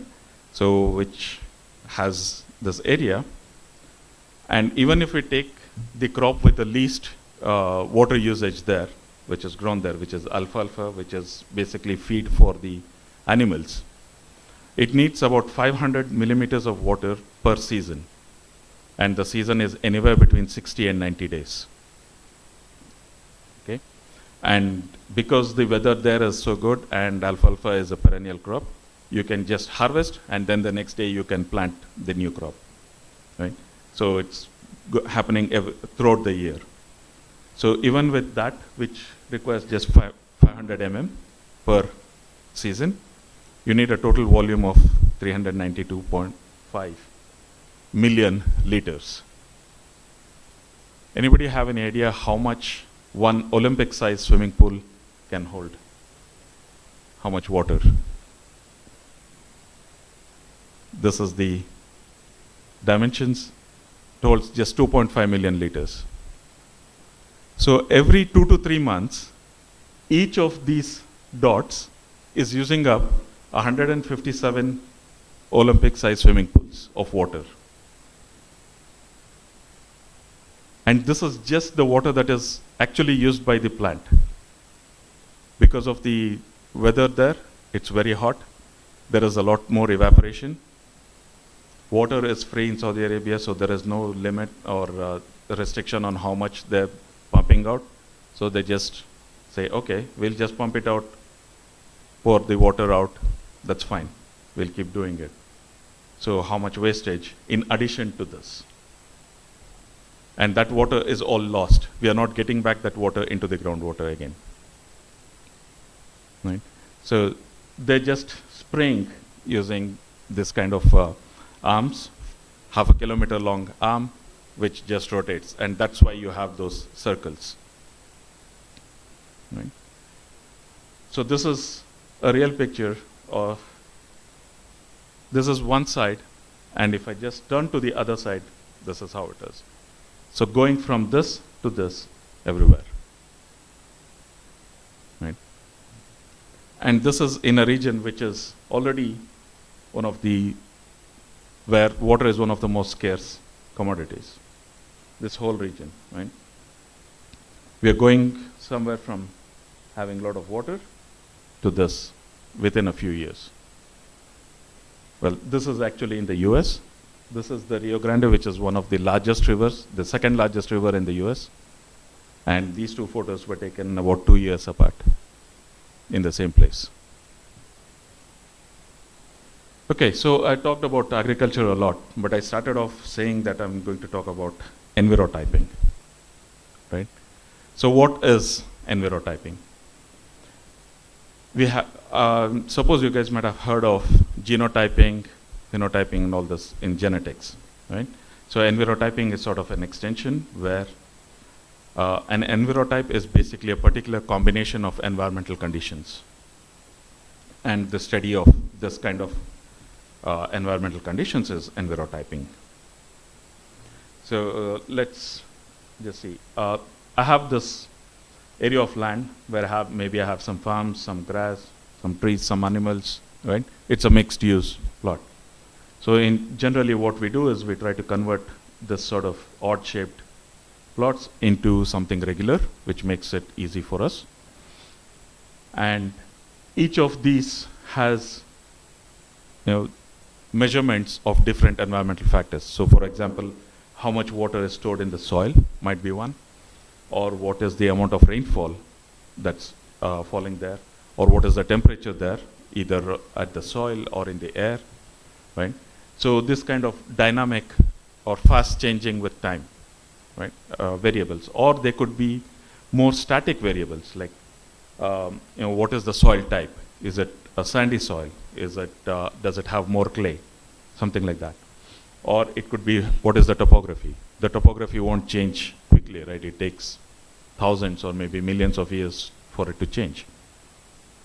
Or what is the land use? Are you using it for, is it an urban land? Is it agriculture? Is it forest, grassland? What kind of thing? Or it could be any of 100 different other factors. So all these factors together, they are called an environment, and a particular combination of all these is called an envirotype, right? So each envirotype has a different behavior just because of all the combinations. It's a fairly new concept. It was coined in around 2016. And we have 5 main groups, basically. One is about the soil, about what are the companion organisms, like you have plants, you have weeds, you have insects and other animals there, how the crops are managed, how healthy the crop is, and of course the climate or the weather, right? So how does envirotyping help? Let's say I have a farm somewhere here and I want to grow something. What do we want to grow? Somebody, please.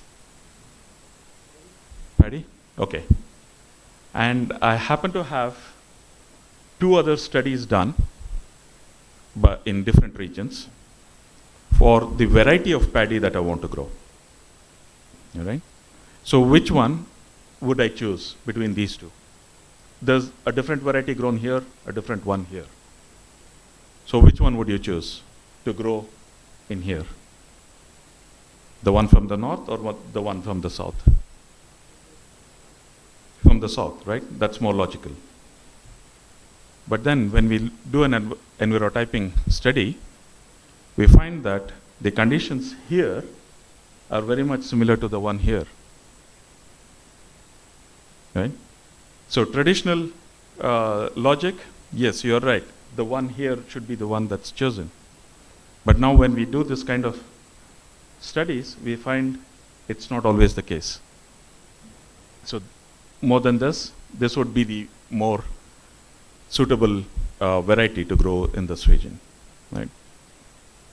So similarly, this kind of study helps us to understand the sources of environmental similarity or dissimilarity.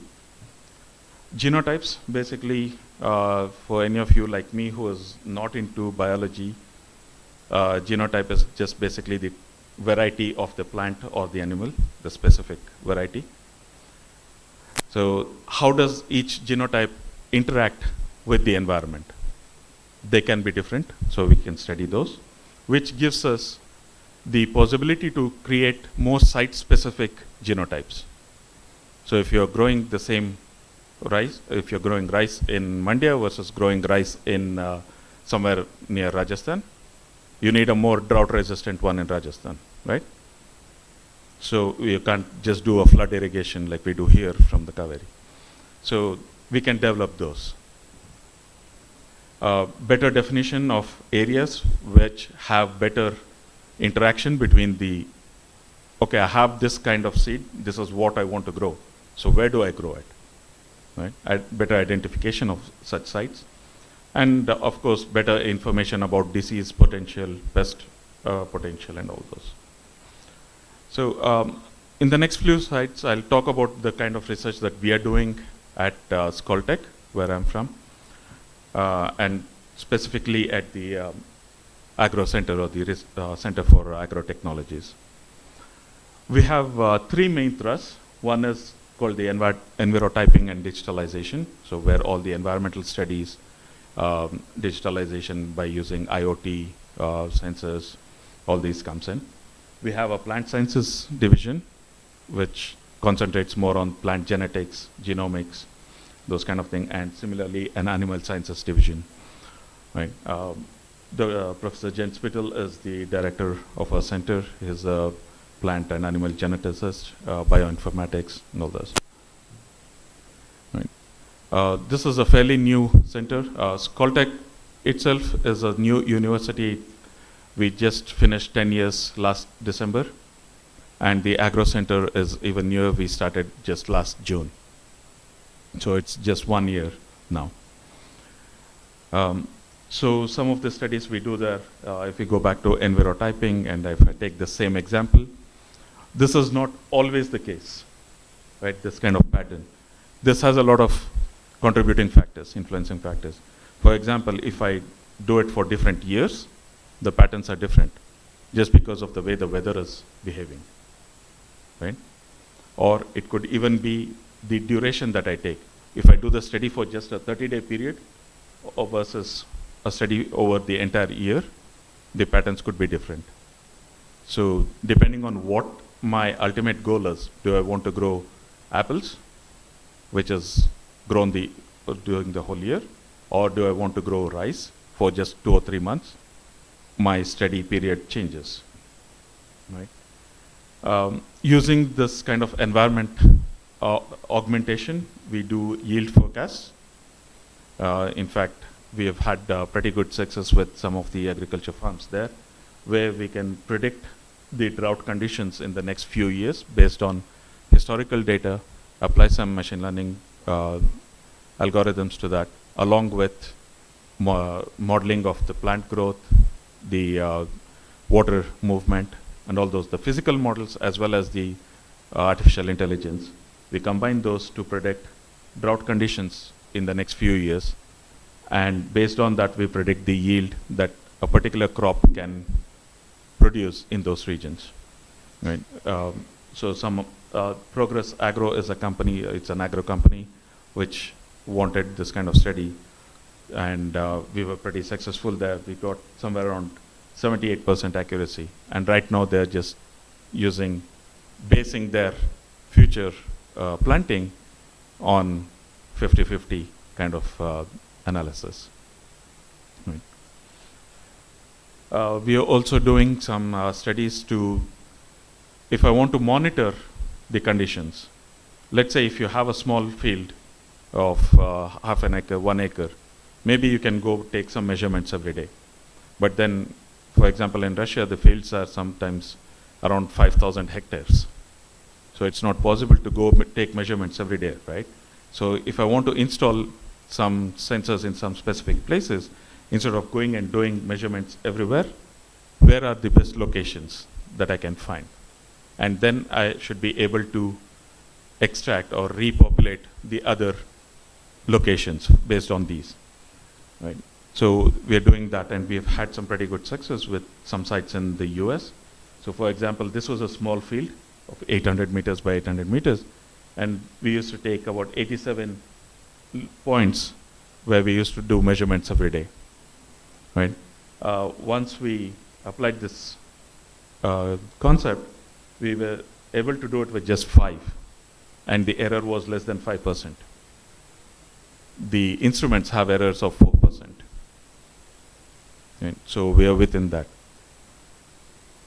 Of course, this is a small field. You have very little variability in soils, in topography, or in the vegetation. What if we take it to a larger one? This was around 500 square kilometers.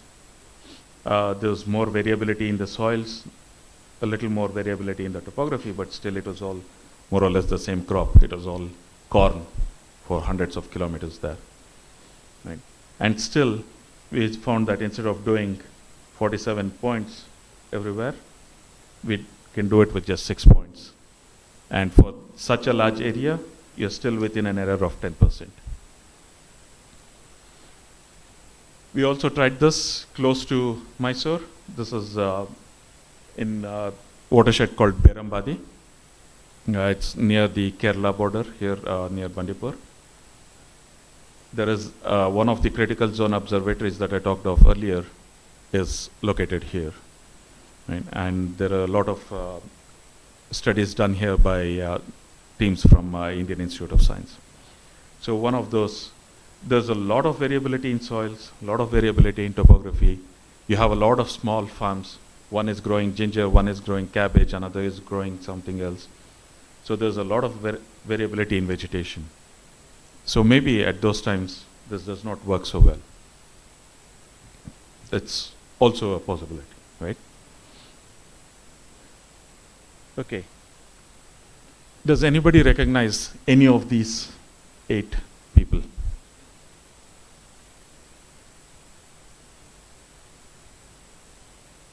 No? Because if you did, I would be scared. These are all fakes. They're all generated totally by computers, right?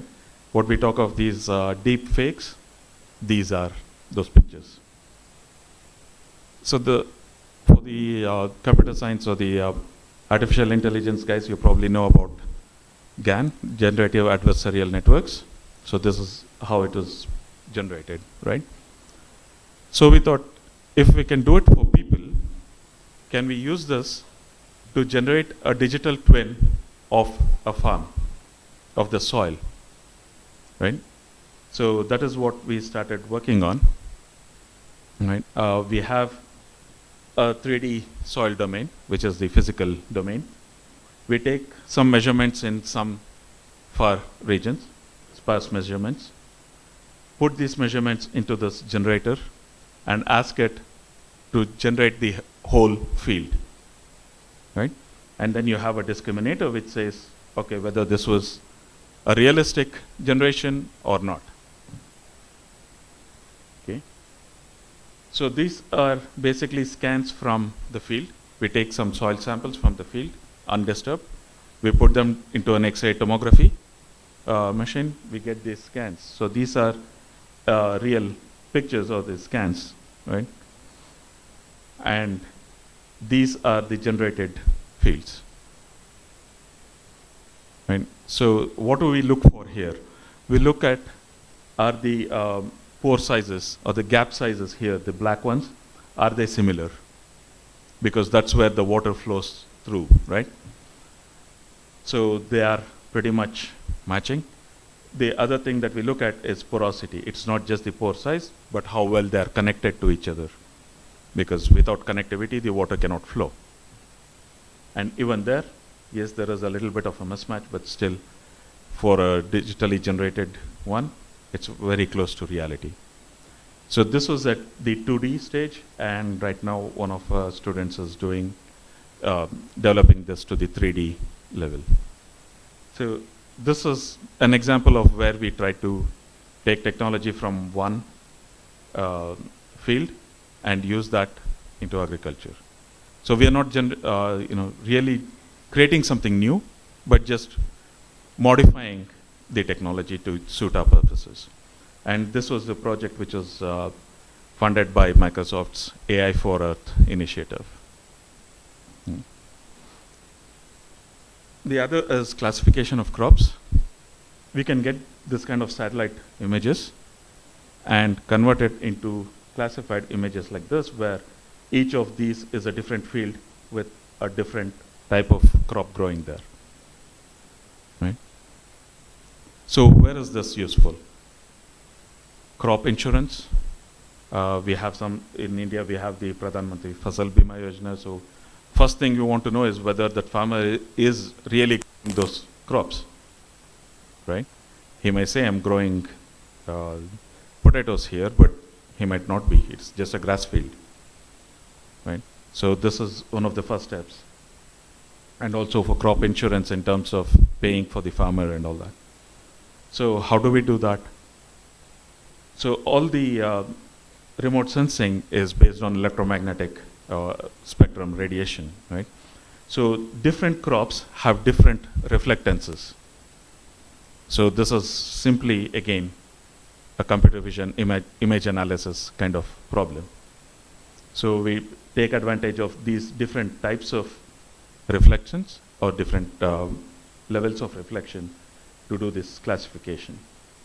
And then we put that into machine learning algorithms to identify what is what. So in here, the red is where we got the classification wrong, and the greens are where we got them correct. Okay. So this was an example from a master's student that did this as his master's project. We get different learning algorithms, and we have different accuracies. We also, when we see this, so the lower ones are where we had very little data. Of course, machine learning, it needs data to learn, right? So again, goes back to that thing of how much data can we get quickly. Where we had more data, we had pretty good accuracy, somewhere close to 90%. This again was a study that was sponsored by the Ministry of Agriculture in Russia, because they wanted to know for exactly the thing that I said, whether the farmers who are claiming for insurance were really growing those crops there. Some other things that we do is repairing of satellite imagery. So satellites take pictures, but then sometimes there can be instrument failures on board and we get images like this, which have gaps in them. Or there could be clouds, which is much more frequent, right? So we don't know what is happening here or here. So the traditional way to fix these was to use a time series, take the image from the previous one and the next one, interpolate between them. But in some regions, especially the region where I live in, the number of clear days is very low. So this is over the year. These satellites have a revisit time of 16 days. So I get one image every 16 days. Okay? And nowhere during the year do I have a month with more than 16 clear days. So the possibility or the probability that there will be clouds on the day the satellite comes overhead is very high, right? So we cannot use this traditional methods. So there was a method developed at Skoltech called a deep image prior. It was developed to restore old photographs which are damaged. So you don't need any other information.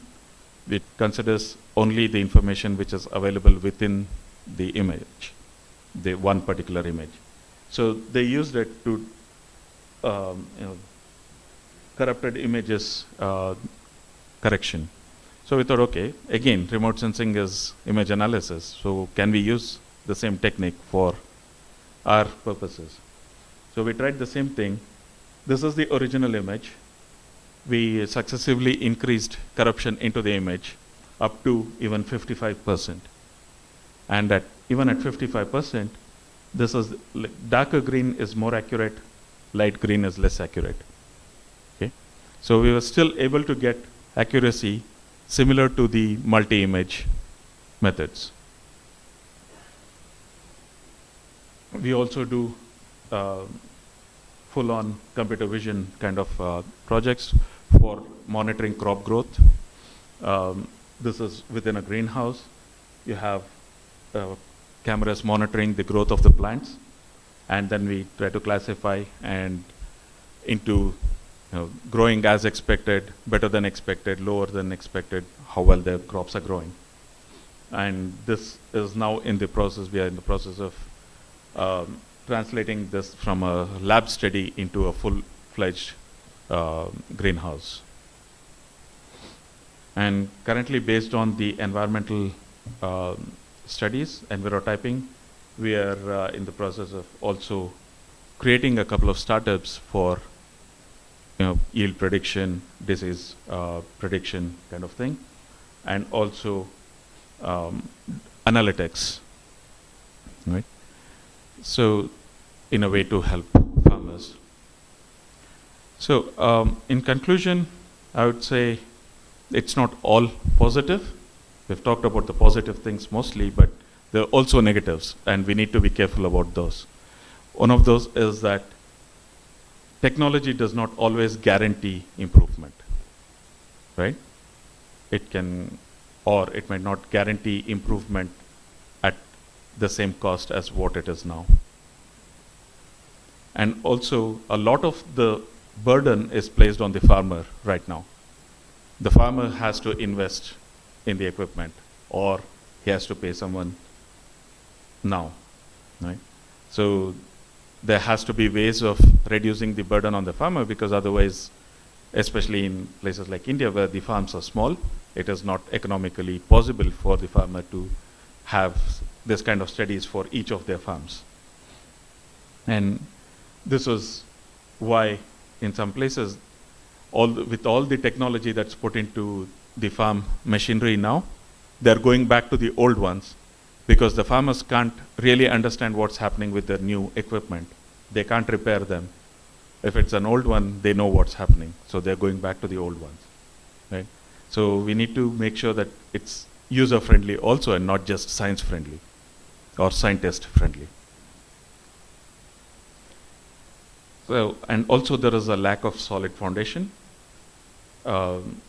or standardization. Like earlier, we used to have 10 different types of mobile chargers, right? My mobile charger, you can't use it and everything, but now everything is USB-C. So, but there's no such kind of standardization for these. So, a very good quote that we find practically happening is that a lot of times these startups have the, which are trying to help the agriculture or the environmental studies, they have the knowledge on the computational side, on the machine learning, artificial intelligence side, but not on the domain side of agriculture. They don't know whether it is an oak tree or a corn plant. And when you don't know the difference between them, how differently they grow, how differently they behave, you may get some numbers which are valid mathematically, but on the field, they make no sense, right? So you need to have a combination of both. You need the machine learning side, of course, but you also need the domain knowledge. So it's not all computer science. So as I said, I come from civil engineering and environmental science, and now I'm doing this, right? So you need both. So hopefully, I've convinced you that agriculture is now a high-tech industry. It's not just somebody doing it somewhere and we get the food magically. We are now, agriculture is now data rich, and we need to move towards being data smart. And envirotyping is what we think is the way forward, right? So thank you for your attention. If you have any questions, I'm happy to answer. And if you would like to contact me with some concepts or questions, my phone number and email are here. Thank you.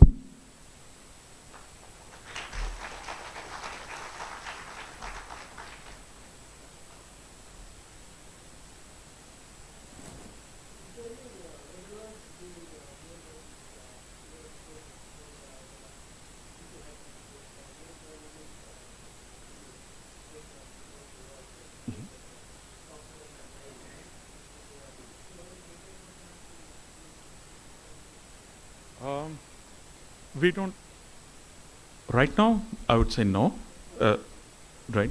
Because we are concentrating mainly at the level of the farmers, right? Globally, yes, there is a trend towards drying out of the soil, and there is a lot of soil erosion that's happening. Definitely there is data to support that.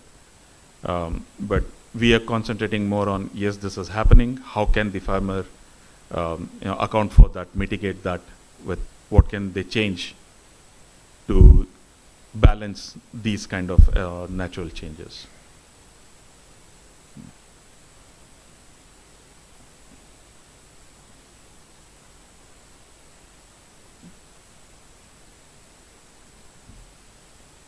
Okay.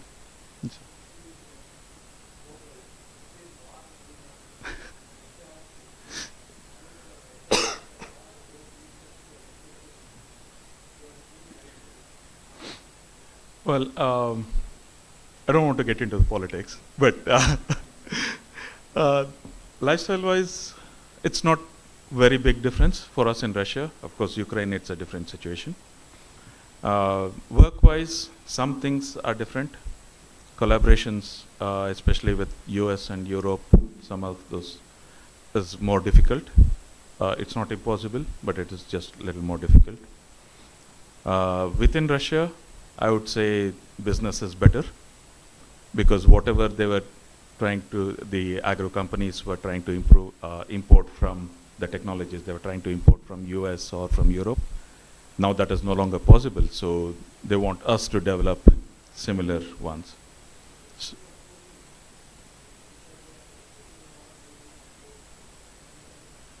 Yeah, of course. I mean, it's again, everybody has their own opinion, right? Whether you support or not, you're still living there, you still have to do for what you need to do for your livelihood. Yeah.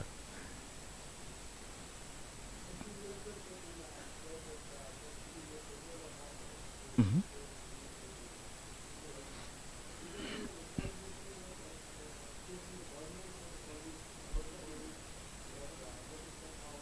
Yes. Yes. So we are also approaching the government, like the agriculture departments, or right now in Russia there's a ministry for digitalization of these kind of industries which are traditionally been backward in terms of digitalization, right? So they are supporting a lot of these kind of initiatives, right? So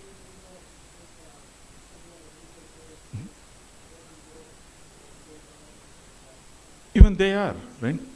Even they are, even in India, and that's what we were discussing earlier, that there is these farmer producers organizations, so more like community farming. You can have your own farms, but then you pool the resources together from, say, within your village, all the farmers in your village, pull it together. Earlier they used to do this for some of the equipment like harvesters or tillers and these things. So the same way, you pull it and get this kind of technologies for the entire area. So it's then not a burden on one farmer, but everybody takes the share. It becomes more efficient then. Yeah. Thank you.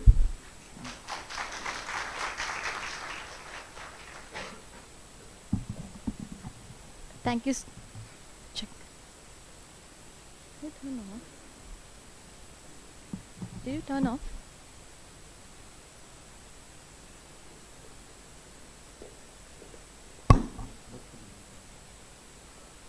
Check. Check. It. Thank you, sir, for giving insights about Envirotyping. It was indeed a knowledge transfer session. Thank you so much. Now I request Mrs. Shushma Varadaraju, Assistant Professor, Department of Computer Science Engineering, to introduce one of the keynote speakers, Dr. Manoj B.R., Assistant Professor, IIT Guwahati.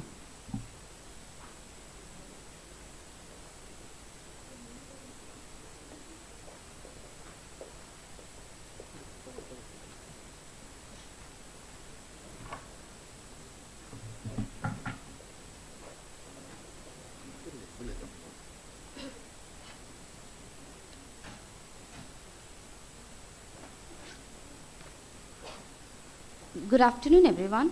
It's my pleasure to introduce today's keynote speaker, Dr. Manoj B.R. Dr. Manoj B.R. is an assistant professor in the Department of Electronics and Electrical Engineering at the Indian Institute of Technology, Guwahati, India.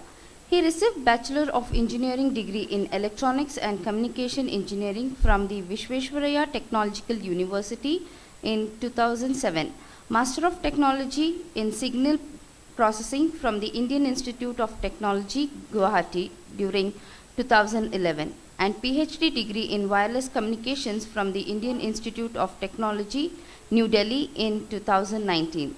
Dr. Manoj B.R. has gained mixed exposure from both academic and industrial backgrounds. From February 2008 to July 2009, he was a lecturer with the Vidyavardhaka College of Engineering, Mysuru. He was a member technical staff with the Sankhya Labs Private Limited, Bangalore, working on digital video broadcasting terrestrial satellite.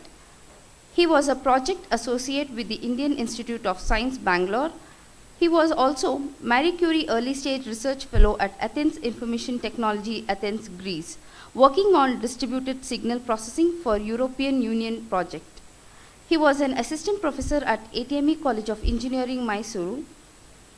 From May 2019 to August 2019, he was an early doctoral research fellow at Indian Institute of Technology, New Delhi. He was a postdoctoral researcher in the Division of Communication Systems, Department of Electrical Engineering at Linköping University, Sweden, from 2019 to August 2021. He worked as a senior researcher in the Radio Transmission Technology Lab at Hawaii Technologies, Stockholm, Sweden, from September 2021 to November 2021. Dr. Manoj B.R. has published many papers in peer-reviewed international journals and conferences. He has served as a reviewer for international journals in IEEE Transactions, IEEE Letters, IEEE Access, IET, and National International Conferences Proceedings. His research interests include wireless communication and networks, machine learning, deep learning for wireless communications and signal processing, security and robustness for deep learning based wireless systems, large scale sensing using radio signals, buffer aided relaying networks, Markov chains and their applications, diversity combining and multi hop communications. Thank you for accepting our invitation, sir. It's our honor having you here, sir. I welcome you once again. Thank you.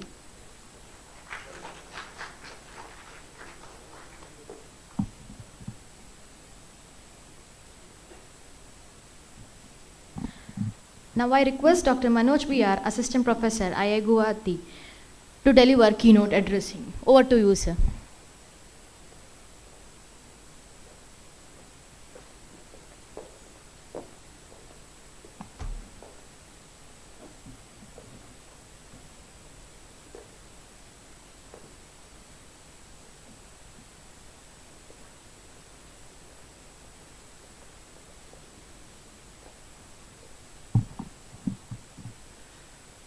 Good afternoon, everyone. So, I was just thinking it's almost 1 o'clock. Many people must be already feeling hungry, right? Yes? Then it's good that you will not feel asleep for the next couple of minutes. Well, I'm more of math and model-based approach guy. Although I'll not try to speak more about mathematical aspects, instead I'll try to give the applications of machine learning in Internet of Things. Yeah, so this is the outline of this talk, which is not so important. So there are 3 types of learning when it comes to machine learning. So one is although the talk is not about machine learning, it's only how we are going to apply machine learning in Internet of Things. Because these days it's a hype, right? Everybody wants to know machine learning, data mining, data analytics. Unfortunately, not knowing much about what is happening in the black box that is machine learning. So as I said, one is supervised learning. The second one is unsupervised learning. Third one is reinforcement learning. So you could see from,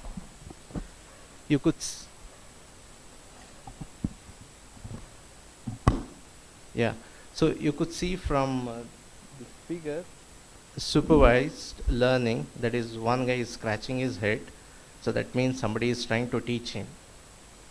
And in the second case, it is unsupervised learning, where a person is trying to learn and understand things by himself. The third one is reinforcement. Reinforcement means what? So when a kid does good things, we give positive reward to the kid, right? When the kid doesn't do well, we give negative reward. We say not to do that. So it's the same thing. So in reinforcement, it learns through environment, because the environment is dynamic, which keeps changing. So the model has to learn by itself based on the feedback, whether it's a positive reward or it's a negative reward. So learning means which refers to some kind of information, where we are trying to learn something through the available information. That what we call it as training data. So in supervised learning, input is provided as a labeled data set. Let's say, for example, I have been given images which are cat and dog, and cat image is labeled as cat, dog image is labeled as dog, and the machine learning takes image as an input and the output is labeled as cat and dog. It learns the characteristics or the features of these images. Now you give another image which is elephant, it doesn't know how to decide whether it is a cat or dog. So that means machine learning is learning only based on what is given as an input by humans, right? So machine learning is not so intelligent, rather it's more of stupid. it doesn't know what to learn, right? But that is not, it is accepted as. Instead, everybody wants machine learning to do everything, and people wants to get connected to all Internet of Things without really knowing whether the accuracy of this machine learning models. So in supervised learning, it is rather a bit different. The model is trained only on the inputs without their labels. That means I give input cat and image, but I don't provide whether the input image is cat or the input image is dog. Rather, it just takes input as cat and dog. Then what it does is it tries to extract the features of cat and dog, and it tries to partition it by itself, right? So that is unsupervised learning.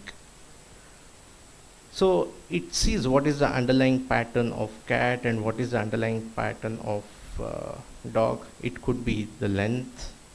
The cat is smaller than dog, and it could be the placement of eyes. It could be the length of the jaw. So based on that, it learns certain patterns and tries to identify and makes a partitioning of the individual subject of interest. So reinforcement learning, it just takes as an input. Some action is taken. When a certain action is taken, there will be a positive reward or there will be a negative reward, which is given as an feedback. So it learns through based on application and also based on what feedback the model is getting. So it doesn't have any as such output. This is more realistic. It's not classical machine learning. So there are two types of machine learning. One is classical machine learning, which is more of math, which is more of understanding the actual the behavior of the learning strategies. The other one is modern machine learning, where we don't try to understand what is there in the architecture. Rather, we use the existing well-developed deep learning models such as convolutional neural network or recurrent neural network and apply for different applications. Okay, so I'll just speak about one application. I'll not go more in detail about the math of the technical content of the things. So that is one example is RF sensing. So what is RF sensing? It's radio frequency sensing. So you are all very familiar with computer vision and image processing applications. Now let's say we have a camera over there.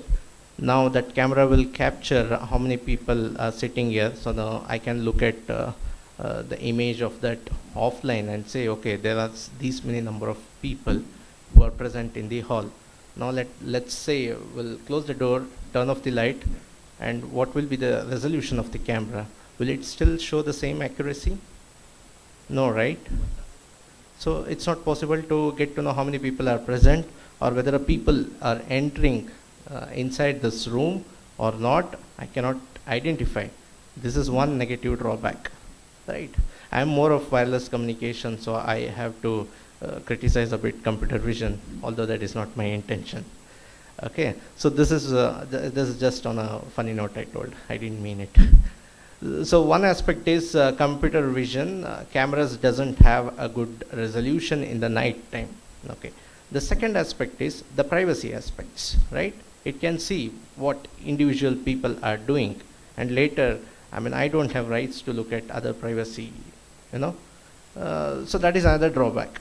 So in order to overcome these drawback, recently it has been researchers have started working on RF sensing. So we are all using mobile phones, and hopefully there is one router here, access point, which provides internet to everyone, right? So I am a user where my mobile is transmitting a signal to Wi-Fi router, which we call it as uplink signal. Okay, when a router is transmitting signal to your mobile, then that is a downlink signal. So when a mobile is transmitting signal to the router, it will reflect to this furniture, which are static. It will reflect from the walls, ground, ceiling. Okay, so this is one thing. These are all static. The characteristics of this static will be different. Another thing is it will also reflect from humans, right? So the characteristics of humans will be different from the static objects. So based on the human gait, based on the reflection coefficient, there will be significant amount of information that will be captured through space through these RF signals. So what are the applications of this RF sensing? It could be intrusion detection, right? So where I don't have to really rely on using cameras in the night time, or I don't have to rely on using the sensors. Traditionally, the sensors were used, body worn, you must be aware of this body area networks, right? Where people place, many people must be are aware of this if you have visited cardiologist, or if any of the elders have visited cardiologist. When they are performing some EEG or ECG, they place sensors on your heart, right? And what? It captures the heart beats, and then you try to see what is the pattern. Is there any mismatch in the pattern of the heartbeat? And recently, it was also shown that without using body-worn sensors or without using cameras, we can detect heartbeat. We can detect respiratory, breathing. So this was already demonstrated in MIT. And from there it started, okay, if it can detect such a small, a varying signal strength. It's not high signal to noise ratio, right? It's a very low signal strength. You cannot even hear your own heartbeat. So if we can use this, so why can't we use the radio signals that we are transmitting between the mobile station and the base station for detecting intrusions, and also it can be used in healthcare. Then it can be used in monitoring children. So there are many applications. So that is what radio sensing means. So in order to detect the objects of interest in the environment surrounding the radio transceivers and go beyond the functions of like localization, that is to finding out exactly where the device is, maybe a robot in an industry, or could be object recognition. Okay, so another aspect is what I told is sensing. So till now how things are working is we don't combine sensing and communication. When we are using mobile phone, we only use it for communication purpose. When the communication signals are not used for tracking unmanned aerial vehicles or aircrafts or radars, it's different, right? So the next big thing that can happen in 6G is joint sensing and communication. So we want to use the same hardware architecture both for sensing and communication. So if you see here, we have an antenna array.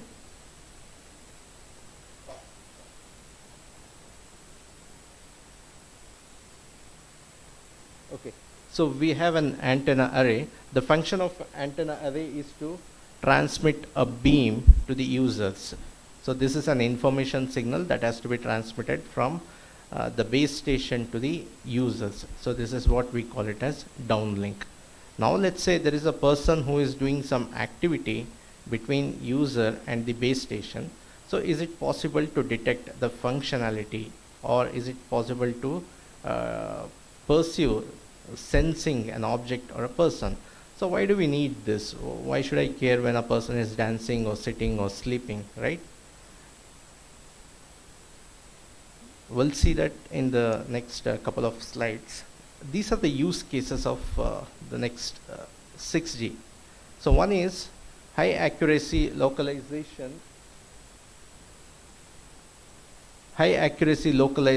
and tracking. So if a robot is operating in an industry, we would like to find where exactly the robots are in a smart factory, or if I want to find the locality of the cars. This is one of the use case. And the second thing is, from the previous talk also you heard about this digital twin, right? So we want to recreate an environment. So the application which was studied was for agriculture. So here it is city mapping. So I want to know how the structures are, how tall the buildings are, how the geospatial awareness I need to capture, the topography, or how many people are sitting in an environment. So based on that, I can modify the power that is being allocated from the transmitter to the user. So there are many other things which are essential. So that is one of the use case in order to find or map and localize. And the third one is augmented human dense.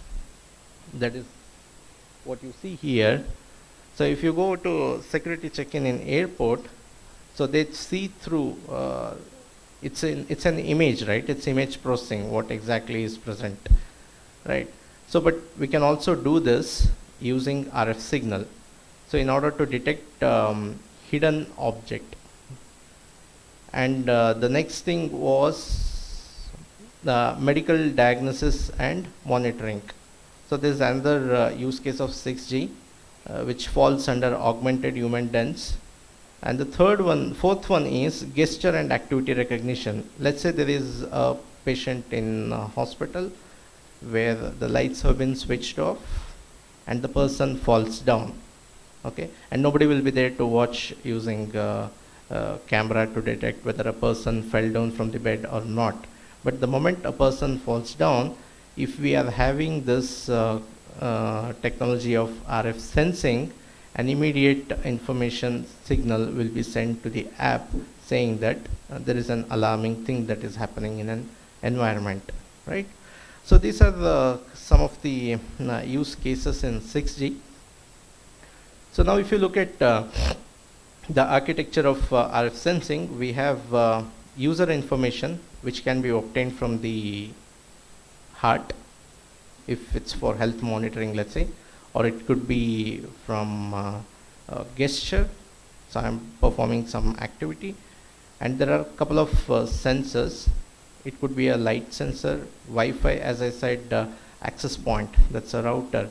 It can act as a sensor, right? Because it receives information from the users, which will have information about the space, about the activities, about the ongoing things around the environment. Similarly, we have other types of sensors like radar, RFID, and Bluetooth. So, and there is a gateway that's a core between the data collection from one of these sensors, and this has to be processed using machine learning. So these are the different types of machine learning models. I mean, this is called as deep learning because you give any input, it gives some kind of output. It can be any input. The reason I'm telling any input, I'll tell you later, but these are the different types of architectures. Okay, so in general, the framework for RF sensing is you capture data from one of this. It could be a massive MIMO array. Massive MIMO array means we have 50, 60 number of antenna elements. That's where we say massive, right? The Wi-Fi routers typically typically has 2 or 3 antennas. We just say MIMO, we don't say massive MIMO, right? If I bring a strip of antennas and mount it on the wall here, let's say there are hundreds of antennas, then we say it's massive. So then it could be Wi-Fi or it could be some acoustic sound signal, okay? So let's say some data is captured, and this data has been, the captured data has been given as an input to one of the machine learning. So before doing that, we have something called as RF data pre-processing. So the pre-processing means when the data is captured, it could be noisy, or it could be there are some outliers. What are outliers? Let's say although the data belongs to this component, it could be lying outside the region. So we need to remove such outliers, or we should put it back in the same cluster, so where the data belongs to. So this is, and then we need to perform some kind of filtering. Filtering is to remove noise. And the next thing is interpolation. So what is interpolation? When I transmit data, not necessarily I receive the data all the time. There could be loss of information. So in order to overcome such things, we need to perform interpolation. So this is what we say as pre-processing. So once the pre-processing is done, the input data can be given as an features or information to the deep neural network. Or this is convolutional neural network or autoencoder. Then we train the system and we train a model now. So we have so if I get some kind of RF data, we know what is the expected output. And this is all done offline because of the available computational resources. So now if I keep this model in the cloud, it should be able to perform the task. So that's what we call it as online. So if I give some test data as an input, which is present online, the model is present in the online, it takes any input, it should be able to detect the required task. So that task could be detecting some activity, or it could be detecting some, identifying some robots, which is in the indoor, or it can be in the healthcare sectors. So this, I have already told that the wireless is traditionally done using cameras or motion sensors, which we want to overcome. Okay, so there are two types of information. One is received signal strength. The received signal strength means it's the amplitude of the information what we are receiving. And the other one is channel state information. The channel state information means it has both amplitude and phase.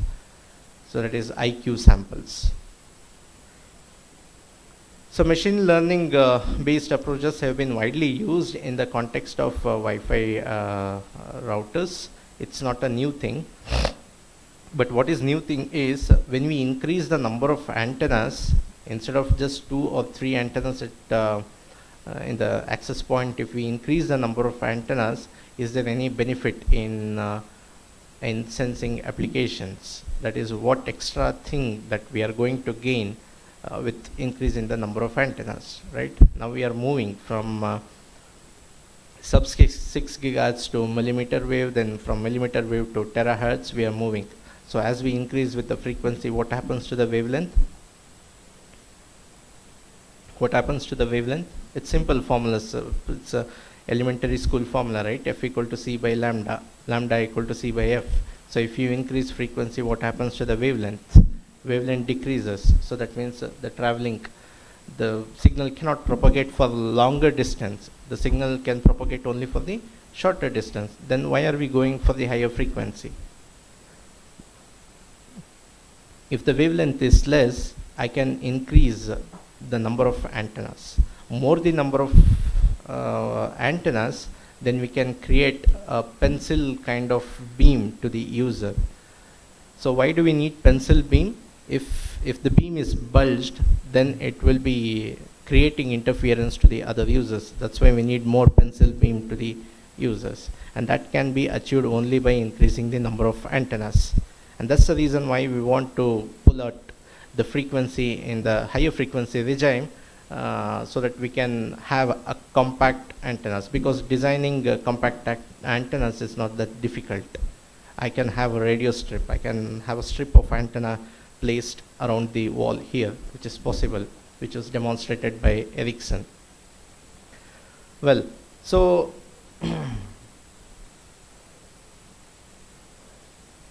so the radio signals may travel through multiple paths.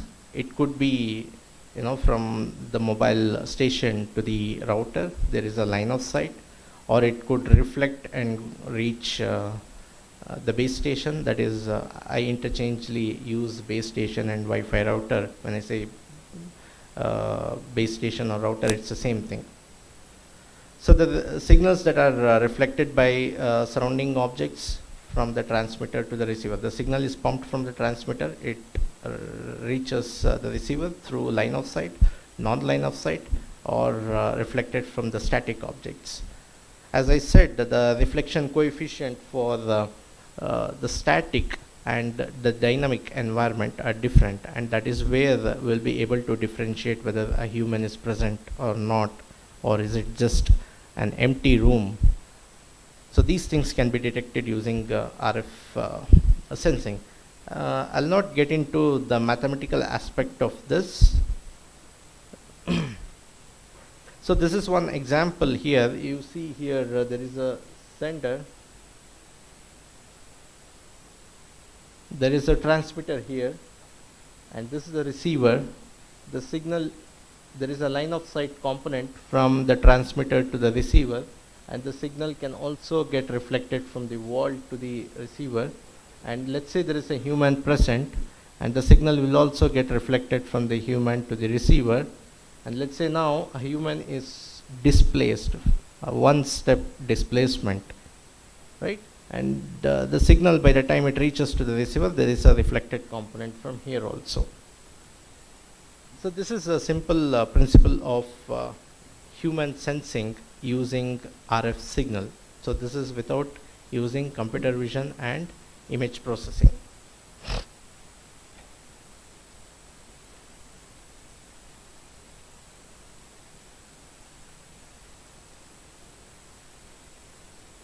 Yeah, so when a signal is transmitted, it is not just one component is being received, right? There will be multipath. So that is what we call it as multiple components.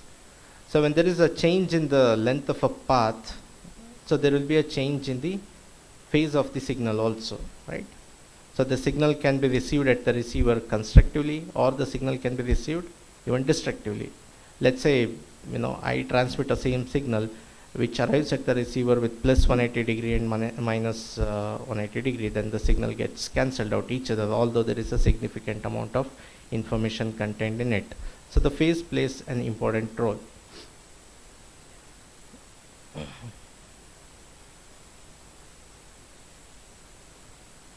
So from the previous figure, when a human moves from one point to another point, there is a change in the displacement. So the displacement gets translated into delay. How is it? It's all elementary. It's no big, rocket science here. So how the path length changes, the delay of the kth path. So there are k multiple components. So it is given by some displacement divided by speed of light. How is it?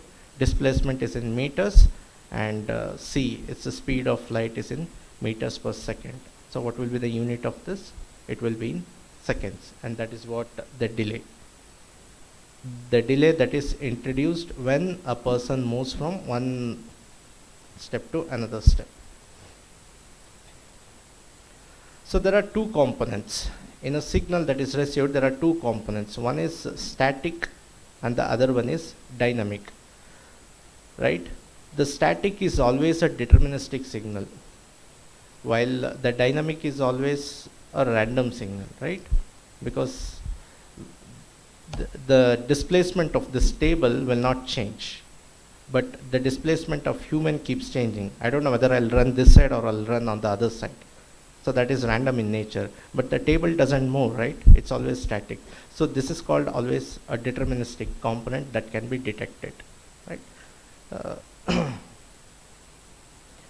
So the main objective area is just to introduce into RF sensing, and this was my postdoctoral work, where we were actually the first to conduct the real-time experiment using a massive MIMO test bed. Okay, the most of the work that was existing were related to Wi-Fi routers, but then we conducted an experiment using massive MIMO. That means we had more than 64 antennas. So this was the actual experiment that was conducted.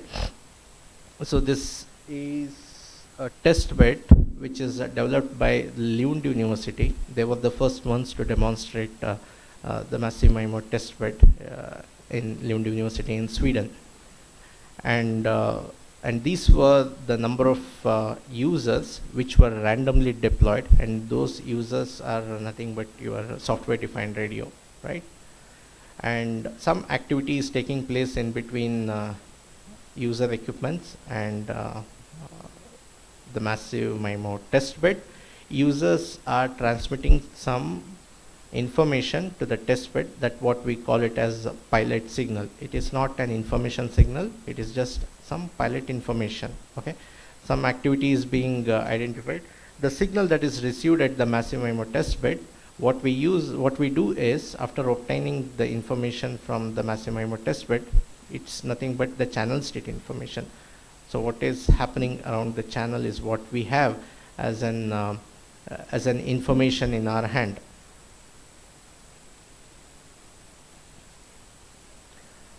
Okay, so the thing is, what is new here? I mean, this we can apply some statistical method, right, in order to identify certain characteristics, but we cannot do that. I mean, we cannot use the traditional detection and estimation theory. That is because we don't know the actual signal model, we don't know the actual physical model. So instead, what we do is, after processing the information, after pre-processing the RF information, we utilize machine learning. So machine learning will try to learn the characteristics of different events, and it will be able to classify different activities. So the pre-processing that were required to do is, one is interpolation. As I said, when a signal is transmitted, not necessarily that it will be received. I mean, we can also lose the information. So if I transmit 10 samples from the transmitter, not necessarily I receive 10 samples at the receiver. Instead, I could end up receiving just 6 samples. Then what we do? Then we need to interpolate and make it 10 samples, right? I cannot have different number of samples at every instant of time. At every instant of time, I need to have the same number of samples, right? And then we perform some wavelet based denoising method. Just what we need to understand here is, we use some technique in order to remove noise, and that technique is wavelet based denoising method. This is more of math. I'll not get into it, but I'll just give a gist of what we exactly do. Many people know this eigenvalues, right? Everyone knows, right? After knowing eigenvalues only, then we entered engineering. Irrespective of the background, electronics or mechanical or civil, we all have studied eigenvalues in our 12th standard. That is Kramer-Rao rule method. If I give a matrix, you will be able to find what are the eigenvalues of the matrix, right? But we didn't know the application at that time. So now, instead of a deterministic, a known scalar or a known matrix, instead of that, we have RF information, right? So if I find the eigenvalues, if I apply what we call it as eigenvalue decomposition, and if we obtain eigenvalues, we get a set of eigenvalues depending on the size of the matrix. If a matrix is M cross M, if it's a square matrix, then we get M eigenvalues. The question is, do we really need to use all the eigenvalues? If you sort the eigenvalues in the increasing order, in the decreasing order, the highest will be the first eigenvalue, the second highest is the second eigenvalue, so on and so forth, right? And let's say we have M equal to 100, let's say, and we have 100 eigenvalues. So what we do is, we only consider the first significant eigenvalues which actually conveys the information in terms of energy, right? This eigenvalue will be different for a static scenario. Let's say nobody is present in the environment, nobody is there in this auditorium, and if I capture a signal and if I apply eigenvalue on that, it will give you some specific eigenvalue. Now let's say there are so many people present. Now if I transmit a signal and I obtain some channel information at the receiver, if I apply eigenvalue on this, it will give a different eigenvalue. This is what machine learning will do. So instead of asking machine learning to learn by itself, we use certain pre-processing in order to determine the eigenvalues and give eigenvalues as a feature, as an input to the machine learning. It's a bit of biased approach, but still, machine learning, it's not itself. It cannot learn everything by itself. Rather, if we use our intelligence and then make sure that machine learning will work in different applications, that will be more beneficial. So that is what the whole thing that is happening here. The feature means it's basically eigenvalue. Okay. So this is the measurement campaign that happened in an Lund University in an indoor laboratory environment to capture the samples from both line of sight and non-line of sight scenario. So if you see here the test bed means it's massive MIMO receiver, right?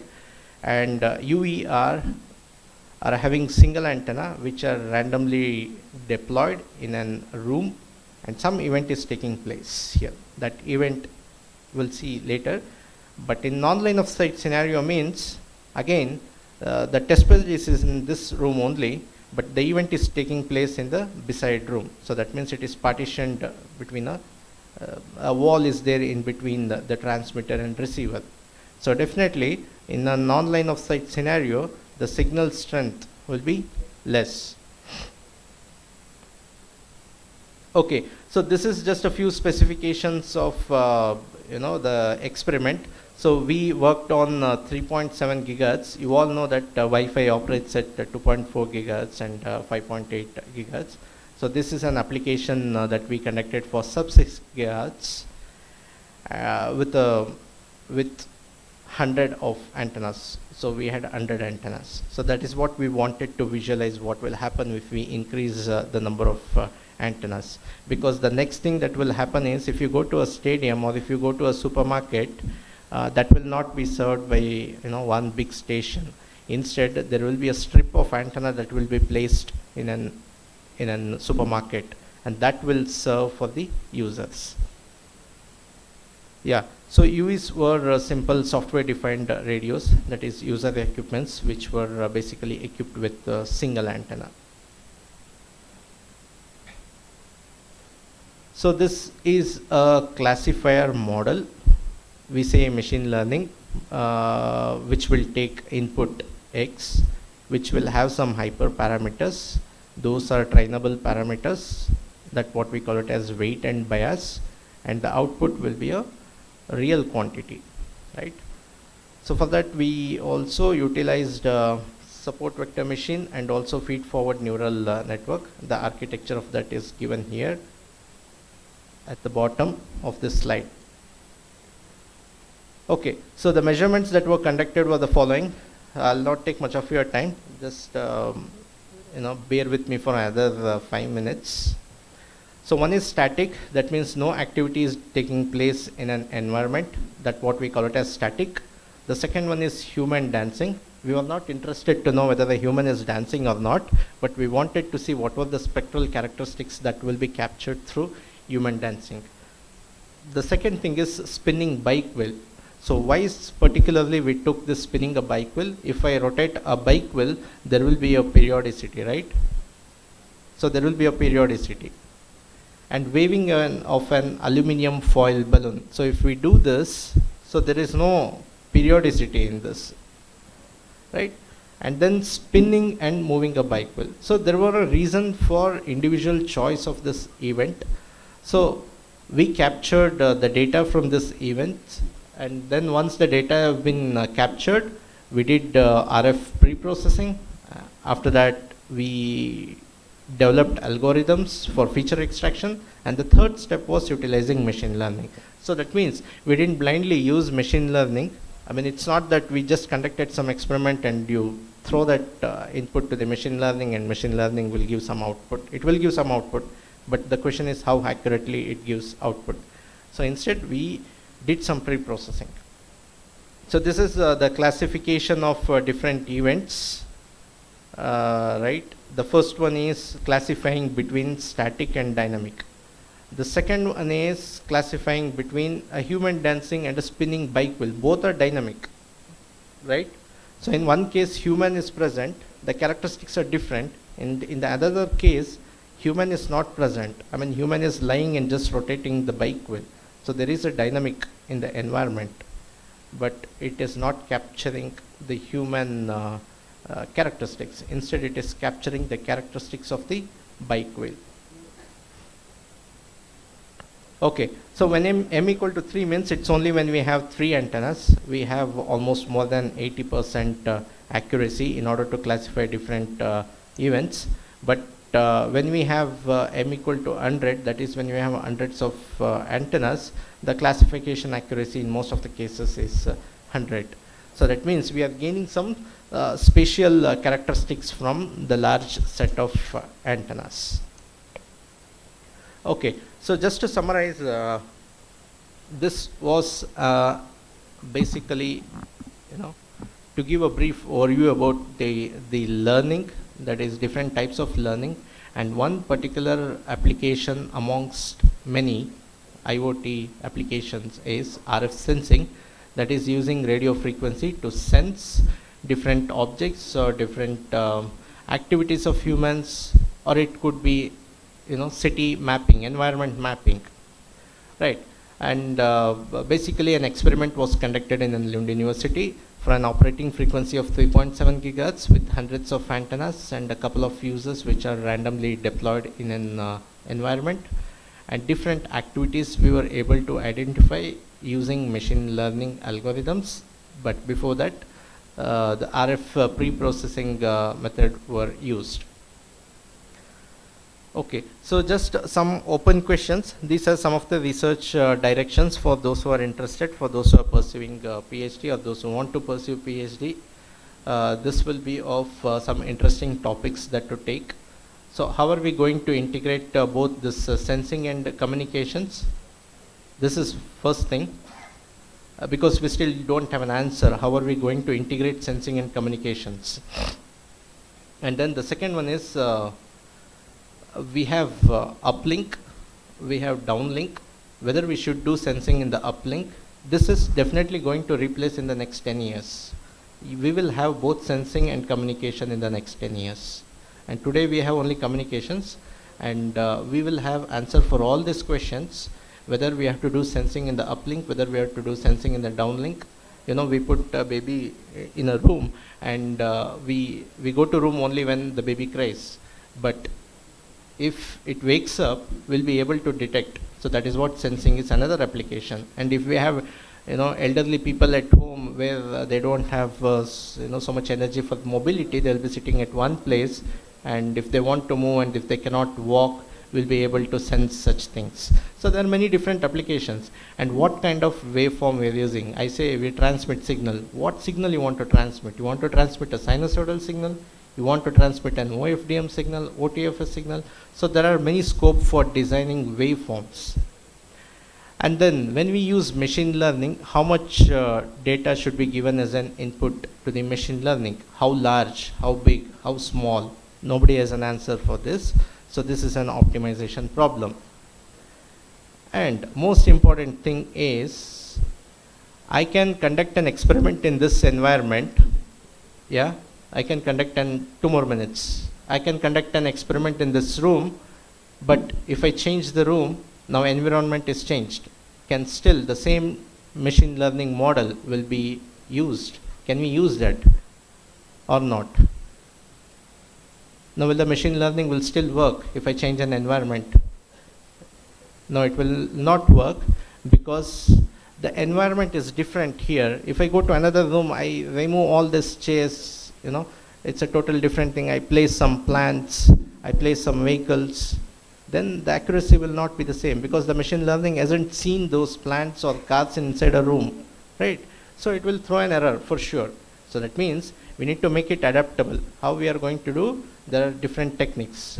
So deep generative networks, we can also generate synthetic data using generative adversarial networks. We can create massive data for different application scenario and try to learn or use the same deep learning model in order to learn different environments. Otherwise, the environment keeps changing. I mean, today this is a population, tomorrow it will be something else, right? Now you have, nobody is there in home, let's say we are just 2 people, and tomorrow there are multiple number of relatives coming with a lot of bags, and then the whole situation will change if we are using RF sensing for indoor applications. So this is another thing. And last but one, how to overcome used training data. I mean, this training takes a lot of effort, right? We need GPU machine. I cannot train on my laptop, right? I can train on my laptop only when I have a smaller set of data set. But when I have larger data set, how I am going to train this? So that means I need to apply some technique in order to reduce the overhead. Okay, and then moving from RF to millimeter wave to terahertz, it has its own pros and cons. I said in RF, the signal can transmit for larger distance, but in millimeter wave and terahertz, the signal cannot transmit for larger distance. And then we have, these are the pros and cons. But when we move to higher frequency, we can increase the number of antennas. I can reduce the power, more the antennas, less the power for each antenna, right? That's simple. So these are some of the future directions. Yeah, so let me know if you have any questions, although I know it's a wrong time to ask the questions, wrong time to give a talk. Of course, it will be a wrong time even after lunch also. Now at least due to hungry, some people are awake. Do you have any questions? Okay, if anybody is interested in working in these directions, you are most welcome to contact me. Yeah, so I work on this similar research directions. I'm a bit negative to machine learning. I'm not a pro machine learning guy because machine learning has a lot of negative aspects than positive aspects. It's very prone to attacks. People can change things very easily. You must be aware of this. For autonomous car, driverless car, there is a signal. Let's say you should take left signal. I can see left signal, but machine learning will see the same left signal. We don't know, right? If I just perturb it, intentionally modify that, some image component in that, it will take a right turn. So that means we need to make it more secured and robust machine learning models. It's not only in computer vision applications, it is also in other applications like wireless communications, NLP. So still machine learning is being very widely, vastly used for computer vision and natural language processing, which is successful. But recently people have started using for wireless communication. There are a lot of pros, there are a lot of negative aspects, because wireless signal will get transmitted over the air. Anybody can tap that wireless signal, right? I can release some jamming signal. So these are the few aspects. This is just to open up some of the interesting directions for those who are interested to work on sensing and communications, or just in particular RF sensing. So even now, if you don't have any questions, it's fine. You can still contact later. You can send an email if you are interested. Anything else? Okay, thank you for your patience listening.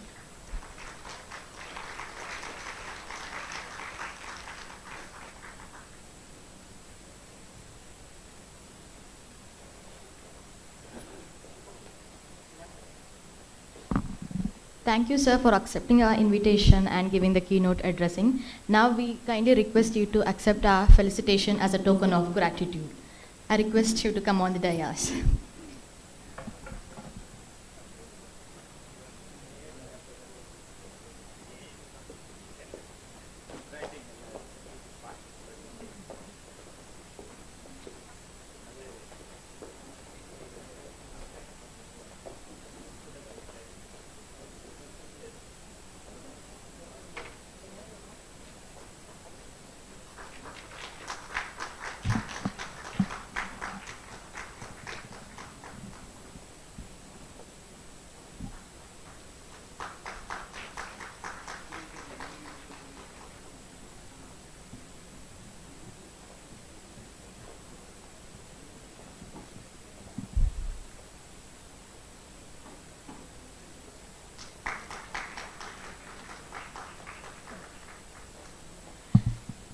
Thank you so much, sir, for accepting our felicitation.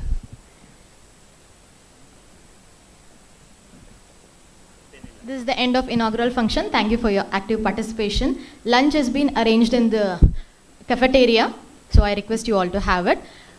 The next technical session starts at 2 o'clock. For more information, visit www.icrtst.atma.in to know your session schedule. Thank you.